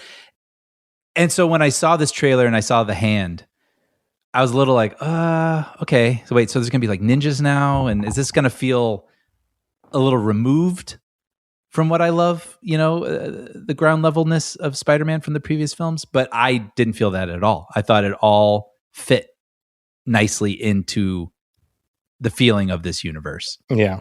I should say, by the way, regarding the hand, fun fact, I'm sure you already know this, they served as the inspiration for Ninja Turtles and the foot. Yes. Yeah. Which I love all the I didn't know this until later that like when they created Ninja Turtles, the ooze that mutated the turtles was supposed to be the same ooze that blinded Daredevil. Oh, that's funny. Yeah, so like all these weird connections. And of course, Stick, who trained Daredevil, he becomes Splinter in Ninja Turtles. Which is funny because that's one of those things where these two, creators, Eastman and Laird, they're just trying to make each other laugh. I know. Like, wouldn't it be funny? Like, Stick becomes Splinter, but they had no idea that it was going to become, this thing that lasts for decades after that. They were their own version of Curry Barker and Cooper Tomlinson. Yeah. Basically. But with this film, we kind of talked past Sadie Sink. Yes. Who apparently everybody knew was playing Jean Grey. Yeah. I would think if you go in knowing it's Jean Grey, I would be kind of a bummer. Like I can see why Marvel was trying to keep it a secret. Mm-hmm. Apparently they failed. but sure. Good. Yeah, I mean, again, it became a whole thing about who's Sadie Sink playing, and there was she did a video, like a promo video about trying to keep her character secret. Oh, that's funny. But watching this movie, I'm like, well, I love how Stranger Things was like a 5-season audition to be part of the X-Men, right? Yeah, right. No, but she's really good in this. That's all I wanted to say. I thought so too. She is able to convey both like a power, a toughness, but also, she looks very young and like a vulnerability and a sadness. I thought the stuff between her and her sister was really sweet and tragic. VMAX, that was a great reveal. Very clever. And I thought it was very effective and creepy in the best way, the way that, she was able to hop from person to person. Yeah, the way they staged that was fantastic. I was thinking that's a lot of actors that you are depending on to sell this thing, as it's just hopping down the sidewalk. The camera is sort of scanning through the crowd. Mm-hmm. So like there's like all these logistics involved, right? Because the camera is following, quote unquote, Jean as she's moving through these people. Mm-hmm. And, I'm like, man, I'm imagining how many takes it took to get it exactly right, Oh, totally. That. And I also thought, a lot of times in movies, you'll see like a background person, like a waiter or something, and someone will say to them like, oh, can I have the soup of the day? And instead of being, sure, I'll be right back, they just go, with their mouth closed awkwardly because the movie doesn't want to pay them to speak. That's right. That always bugs me. Yeah, sometimes that'll stand out if you look for it. But in this one, a lot of random people speak. It's Gene speaking through them. And so I thought like, oh, that's a lot of actors that they had to not only pay, but also find people who could act well. A lot of people earning their SAG cards on this movie, hopefully. Yeah. Selling the whole being possessed thing. Like it was effective and cool and fun. Yeah, the bit where we go from Peter's apartment to like the helicopter. Yes. That whole sequence was very well done. Again, just hopping from one person to the next. Yeah. And the wedding, I thought that at first I felt bad for that couple that he destroyed their wedding cake, but then she possesses the bride and seeing her get all creepy, I was like, oh, that's good. Yeah, never mind. You deserve to have your wedding destroyed. Right. After that. This is our third go around with Jean Grey. Yeah. And right. So it's kind of like, are there new angles to this character? I don't know. Right. But I think Sadie Sink is a talented enough actor that I'm excited to see where she, presumably at the end of the movie, she's heading upstate to Westchester and, at a certain mansion. Yep. I guess we'll find out. Yeah. But I did love all that stuff at the end. I mean, she's got Tillman's character, shards of glass pointed at him, ready to kill him. and all angry about her sister, and then she goes finally into Peter's mind, and we get that surreal moment, where she takes Peter's place listening to Aunt May. Oh, it's just beautiful. That's an ending you're going to remember more than New York City being turned upside down. See, the only thing that would have made that scene better is if in the memory Aunt May is like, Peter, I would love you no matter who you are, whether you're this handsome young man in front of me, or whether you were a redheaded girl with mental issues. You are special no matter who you are. And Peter was like, I didn't understand what she was saying at the time. But it turns out, thank God she did say that. It's like Mel Gibson's wife in Signs, where she's saying all the random stuff that ends up saving people from an alien invasion. Swing away, Peter. That's what that should have been the last line of her speech. That'll come in handy 2 movies from now. Yeah. Good stuff. Good stuff. And I can't wait to watch it again. So did you stay all the way through to the post-credit? I did, yes. My whole theater did. Oh, okay. Even when there wasn't something in the middle, my theater was like, nope, we're staying. And stayed to the end. You become even more determined to stay, because now you're like, well, there's definitely going to be something at the end. Definitely. And you let me know that it wasn't crucial necessarily. Yeah. So what would you say about it? I mean, it's clearly setting up presumably Avengers Secret Wars.